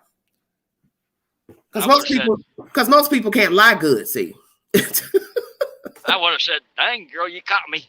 Yeah, most people can't lie good, and I don't think she lied very well. No, I really don't. I don't think she lied very well. I still wonder who she called on the 812 and what the combo was. What do you mean?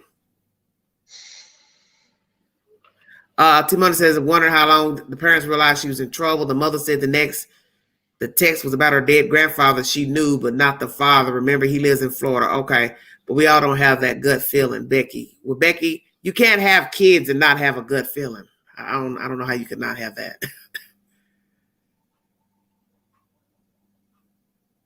Okay, I bet she didn't talk about him ever. Possibly.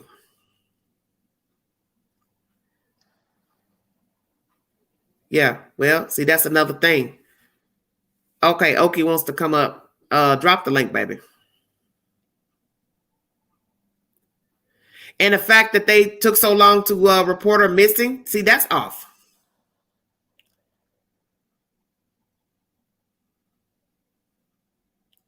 It was a Wi-Fi issue in the hotel. That's why the dad ordered the food.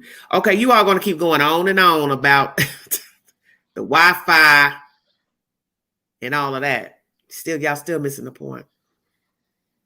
Lord have mercy. She called someone at the Moab stop. They opened the door and she was on the phone and said, okay, I'll get back to your call. I don't know, sweetie.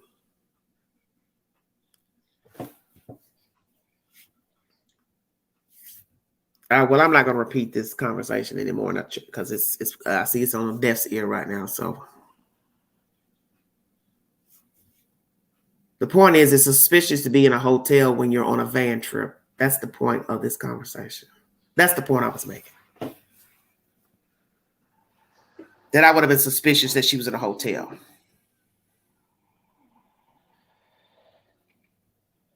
And definitely after days go by, I don't hear from her, which is the end of the month.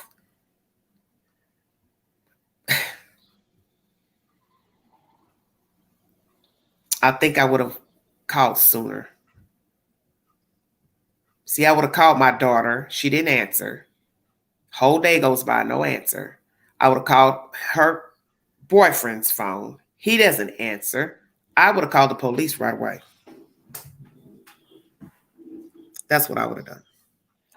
Yeah, I would have not waited till September 11th. I want you to count how many days it was before they called the police. That's a long time.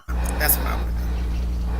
Yeah, I would have not waited till September 11th. I want you to count how many days it was before they called the police. That's a long time. That's what I would have done. Yeah, I would have not waited till September. My mother and I don't talk much, kind of strange, however. Okay. The message went too quick. Yeah, that's too long. You're talking about from the 25th to the 11th.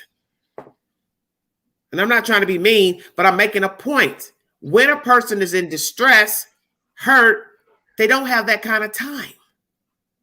Now, naturally, you don't know what's going on with them because you haven't heard from them. But from the 25th to the 11th, she's been dead. 9 times she was dead on the 25th or before. You don't got no inkling. 27th, whatever the day is, because allegedly, what's the day they said they was at that restaurant last on the camera? Was that the 25th or the 27th? Somewhere around there. Okay, so the point still remains. At the end of the month, you had no contact with your child. If you call Brian's phone, no answer. Call Brian's parents, no answer. Should have called the police and made a report as soon as you could not reach all 3 parties. Yes, the dad should have driven to the parents' house. So I didn't even know he was living in Florida till what, yesterday? So then somebody in the chat said, oh, he did go to the house. Well, I hadn't heard that he went to the house. Hello? Hello, can you hear me? Did I take out my earphones? Would that help? Do you think? Let me turn mine down. Shoot.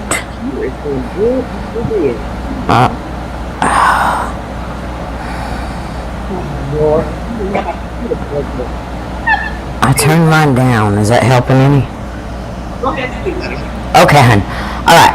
I have a 20-year-old named Gabby also. I'd like to tell you people, your parents, give your children a code name that only you and your children know. If my child texts me or calls me and says that word, I know to go looking. I keep all my kids on the same phone plan. You know why?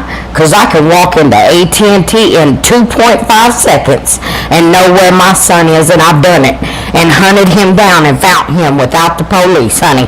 Okay? We got to be smarter about parenting. We have to be smart about this. When Gabby was on the road for so long with him, they had no idea. I'm not trying to blame anybody. I'm just saying she was speaking to someone in the car, in the back of the police car. It was one of her parents. Come on now. Come on. My daddy worked, he worked for the prison all his life. My stepmom is a probation and parole officer. These officers were being worked by Brian Laundrie. I could see it from the moment the stop started. He knew how to handle those officers, ma'am. He has inherited immunity. That's why they're handling him the way they are. Do you understand what I'm saying? Do you know what inherited immunity is? Yeah. Okay, you get it? Okay, that's all I'm saying. That's how come he was able to slip out the back door when the cops said we got eyes on him. Why you gonna lie to Gabby's parents? I have a problem with that too. Why? That you've been watching him. Why you gonna lie? Either you got eyes on his ass or you don't. I'm sorry. Either you got eyes on that man or you don't. But don't lie to that family and say, because let me tell you something. Somebody had the nerve to say to me in a chat, well, it probably was because it cost money. Well, let me tell you something. I'm sure Gabby's daddy would have wrote the check, okay, to put someone on that front door and someone on that back door, honey. He would have wrote the check. I promise you that. To watch that house. It wasn't about the money. They lied. That's the problem I have with it. Don't lie. Don't lie about it. Law enforcement they've not been cooperative at all during this whole situation, which is a problem here, folks. They work for us. We have an issue here, okay? Brian handled those Moab officers, okay? Did you hear what he said when the first officer walks up? He says, we got 2 calls, you were hitting her. He says to that officer, Brian says, I don't have time to defend myself. What planet are you on where you wouldn't be out of that van and on the ground eating the dirt, okay? Okay? No. Brian has inherited immunity. That's why he was able to work those officers the way he was. Period. Point blank. Well, see, that's why I'm off with him.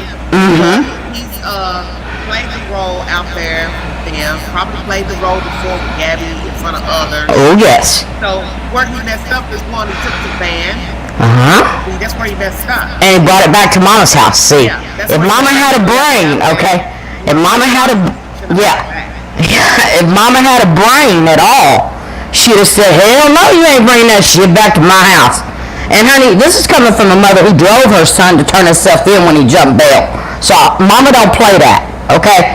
I don't play it. But listen, somebody works for law enforcement in that family. I'm telling you, okay? I'm telling you, you're going to find this out. I really do believe it. After dog catches this punk soy boy, you're going to find out. Somebody in that family works for law enforcement. Then you got Bert and Ernie up there in New York City, the attorneys. My God, I would fire him so quick his head would spin. So quick. He's digging himself in with this dirty Laundrie family. And pretty soon, they're going to arrest a whole darn laundromat. And I can't wait. Where are you? You sound like you're echoing back somewhere. Where are you? Oh, I'm sorry. I'm in Oklahoma. No, where are you? Where are you talking from? It's like hollow. Okay, I'm done. Okay, sorry. It's my earphones. Okay, am I still echoing? Okay, I will. Okay, can you still hear me? Yeah, are you inside of a Bluetooth or something? No, I bet it's my air conditioner kicked on. Let me kick it off.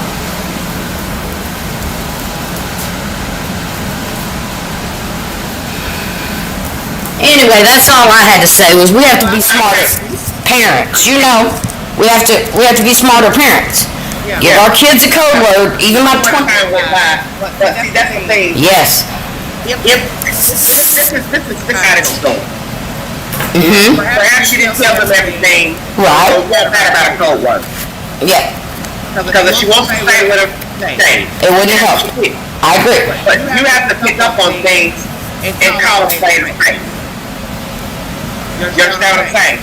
He had somebody call his phone when she was in the hotel, be like, hey, what's going on? He was running a business. But then maybe it was curious to be like, hey, Brian, what's going on? She's in the hotel, trying to figure out what's going on. Maybe he would have been startled and scared not to do anything to her. Right. Yes. Yeah, I agree that it might not have helped anything here in this case. I agree with you there. But what I'm saying is, as parents, we have to notice those signs.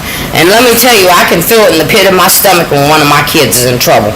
And I don't even need a phone call. And that's why I said that to somebody in the chat. Yes, ma'am. You should have some type of discernment with your kids because you raised your kids. So even if your child is telling you something, you still should be able to pick up and say, yes. Okay, I'm not trying to be rude, but I feel like you're not telling me the whole truth. Okay, do you believe the text about the grandfather? Do you believe that was her code to her parents? I believe it might have been. Well, the parents said that's not true about that being her because they said she didn't call him by that name. But I'm saying, do you think she did that purposefully, asking for help, calling him by his name to the parents? If she did, they missed it. They didn't pick up. That's what I'm afraid of, baby. They didn't pick up on some clues. Hindsight's 20/20. You know what I'm saying, baby? Hindsight's 20/20.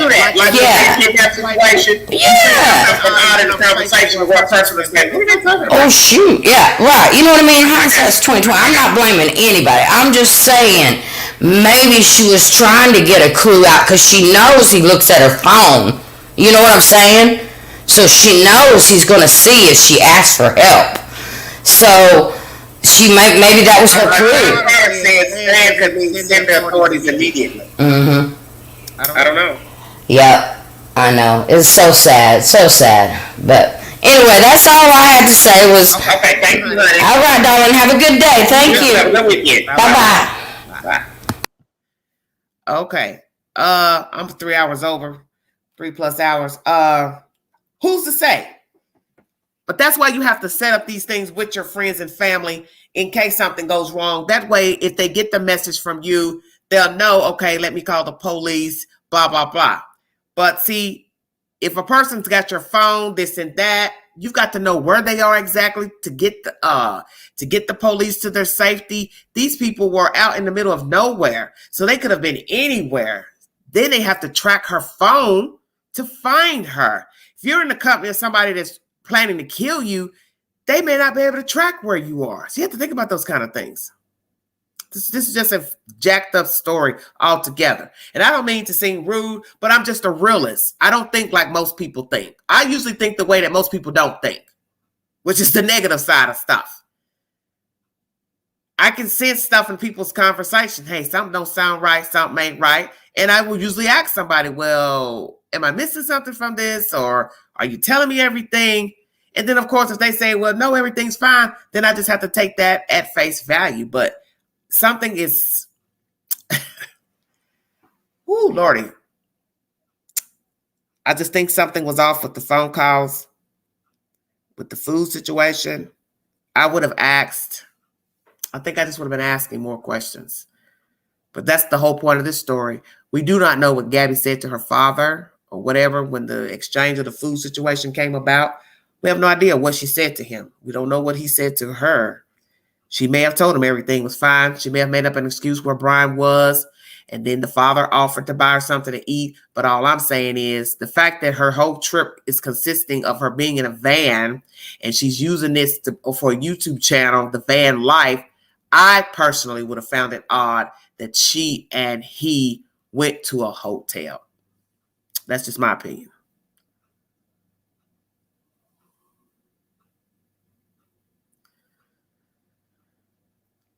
Yes, logically, that's what I'm saying. And that's the difference between how people think. Some people may think you're being negative, but then I just say, well, no, it's just my perception. It could be the discerning spirit, but it may come across to somebody else that, oh, you're being negative. No, maybe I'm sensing something that you don't sense. And that's what makes us all unique and different. Yes, more conversations. Yes. So that's why I tell any young woman, older woman, because anybody can get missing. You need to keep in contact with people. You need to tell people when you're going out, when you're meeting people, when you're traveling. So that way, if something happens to you, somebody has an idea of where you were, who you were last with, in case nobody can reach you thereafter. And that's a valid point that she made. Could that have been a code that she was sending her parents that she was in trouble? And they were thinking, Stan, okay, Stan, you understand what I'm saying? That's a very valid point. Could be.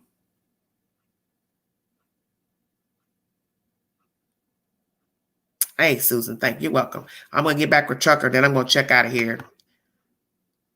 Trucker? Yes, ma'am. You got anything you want to say before I check out of here? No, Okie Mama did leave a good point of using code words and all that.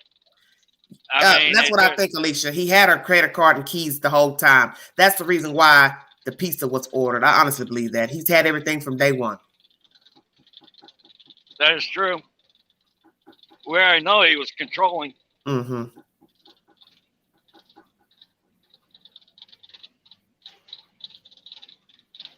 Well, I'm trying to figure out why is everybody focusing on the internet? What would the internet have to do with somebody ordering me food? You understand what I'm saying? You also can get misled on the internet too. Yeah, I'm just saying the internet being down at the hotel, what does that have to do with somebody buying me food? I don't understand how y'all are missing my point. The purpose of the trip was a van trip. You call me telling me you're in a hotel. Why would I not be suspicious that you're in a hotel? That's all I'm saying. That's just like you go camping and hiking, and you tell somebody, we're going to be gone 2 months hiking and camping, and then the next time you call me, you're at the Marriott Marquis. Well, the first thing I'm going to think is that something happened. Hello? I'm here. I'm just saying. I would think something happened if you called me from the Marriott, the Holiday Inn, and you've been camping for 2 months. See where I'm going? Yeah. Okay. So that's what I'm saying. Why? I don't understand why everybody keeps talking about the Wi-Fi. What does the Wi-Fi have to do with somebody ordering me food? That doesn't make any sense. Wi-Fi doesn't have nothing to do with it. I know. Everybody keeps saying that in the chat. Well, the Wi-Fi was down. What does the Wi-Fi have to do with me getting food? But she was setting up to do her blogs and all that for her trip and everything, but it doesn't have to do anything with food unless she really knew her credit card numbers by hand to do it. Yeah, the Wi-Fi doesn't have anything to do with her father offering her something to eat. If he offered her something to eat, he just offered her something to eat. All I'm saying is, and I can't believe I have to keep repeating this, I don't understand why he didn't find it strange that she was in a hotel. That's my point. That should have been flag number one. Why is she in a hotel? Where is Brian? Where's her money? So that's why I said, I don't know what version she gave her father. She could have sugarcoated everything. But I still would have questioned why my child was in a hotel when she's been filming from a van and camping outside. That's all I'm saying.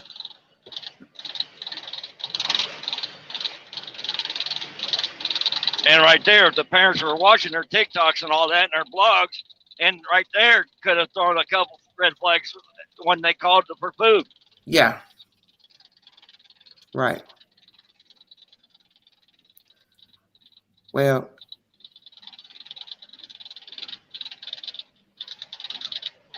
that's the whole point. Somebody should have seen signs that something was not right when she called from the hotel. Point blank. And I would have been asking her all types of questions. Well, what are you doing in a hotel? Blah, blah, blah. You understand what I'm saying? That's just me. And you're saying if Queen for example, I'm just demonstrating this as a thing.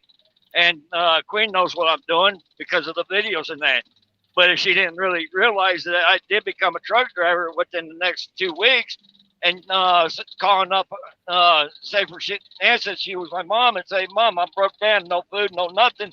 Yeah. And everything, and turn around, she says, "Okay, how'd you get there?" Because I came to truck driving school and all that, and they explained and everything. But if once you throw that demonstration way off and lie, she ain't gonna help you. Period. Yeah. Sorry about that, Queen. No, you're fine. No, you're fine. Well, T Money says about the dad. Kids say the dad is nosy, but you need to ask questions because, like we said, she's enabled this guy, so she may have sugarcoated things with her parents. But for the 18th time, I want to keep saying this: the father should have picked up that something was off because she was in the hotel. The Wi-Fi and all that don't have nothing to do with me offering you food. Don't have anything to do with you being in the hotel. So I don't know why you all keep bringing that up. That's nothing to do with me being in a hotel. The Wi-Fi. The Wi-Fi don't have anything to do with him ordering the food. The question is, why are you in the hotel? Yeah, you still got to ask questions why you ended up in the hotel. Yeah, that's the main question. Ring, ring, ring. Hey, how you doing? I'm in a hotel. Okay, what you doing in a hotel? Duh. That's a demonstration of why I tried to explain to Angie and you guys that how demonstrated about me being out here on the road. If she was my mom and all that, to explain, okay, I ended up in truck driving school 2 weeks and she didn't even know and all that. Yeah. Esley, I don't know how she got in the hotel, who paid for the room. See, those are things we're never going to know until somebody decides to give us that information. But I got a feeling Brian had her cards. I got a feeling. He had her cards. I won't doubt it. And then maybe he didn't. But nonetheless, I sure hate that she got back with him. But that's the whole point. She liked this guy. She liked him. That's just the gist of the story. She liked this guy. She made a mistake. Yeah, even after being stopped by the officers over in Moab, that started. Yeah, that was her, and that was her cue right there, which is the same day allegedly she went and got the hotel. Get the hell away from this guy. He is trouble. A1 trouble. He's trouble, man. And that's what I wish she had stayed away from him. But that's the point. You can't go back. No. It's already been done, and cops released them and on their way. Birdie, yes, that was her chance. When all that went down that day with the police, she should have kindly got her stuff. Pocketbook, purse, backpack, debit card, car keys, van, and went her merry way. And told her father, it's not working out. Can you please fly out here to help me drive this car back to wherever? Back to New York. Yeah, well, I don't know where she would have went because the daddy lives in Florida, so. Yeah, but their mom and dad would have took her back in for another 3 weeks until she got her stuff stable. Well, see, that's the thing about all that. If a person don't tell you what's going on in their life, they don't decide to make a decision to change, there's not much you can do. And that's what's so sad about the situation. Well, I'm going to check out of here. I want to thank you all for joining me. If you want to donate to the channel, $BigAngie129 Cash App. Thank you for this interesting conversation. If you need verification for any information I brought you, the sources are in the said video at the beginning, where a news reporter from NBC4 New York talks to a survivalist.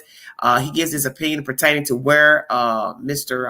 Laundrie could be, the rate of survival. He basically says the Appalachian Trail would be a better fit than the reserve in Florida. I agree, but I think he's held up somewhere in a cushy house, home, cabin somewhere. I don't think he's out in the elements. Winter's on its way. I just don't see Brian out there. Going to camp and hike on your own is one thing, but forcing yourself to do it because you're evading police, that's a totally different situation. He won't make it long because he's not going to have the desire. He will tire of being out there. He will miss the companionship of talking to people, his parents, the amenities of life, water, this and that, Wi-Fi. If indeed he is out there in the elements, he's going to tire of that, and he'll tire of that very soon. He will want to be near his family and have the comforts of the amenities he had before, if indeed he's out there. But I got a feeling he's somewhere taken care of, and his parents have helped aided him.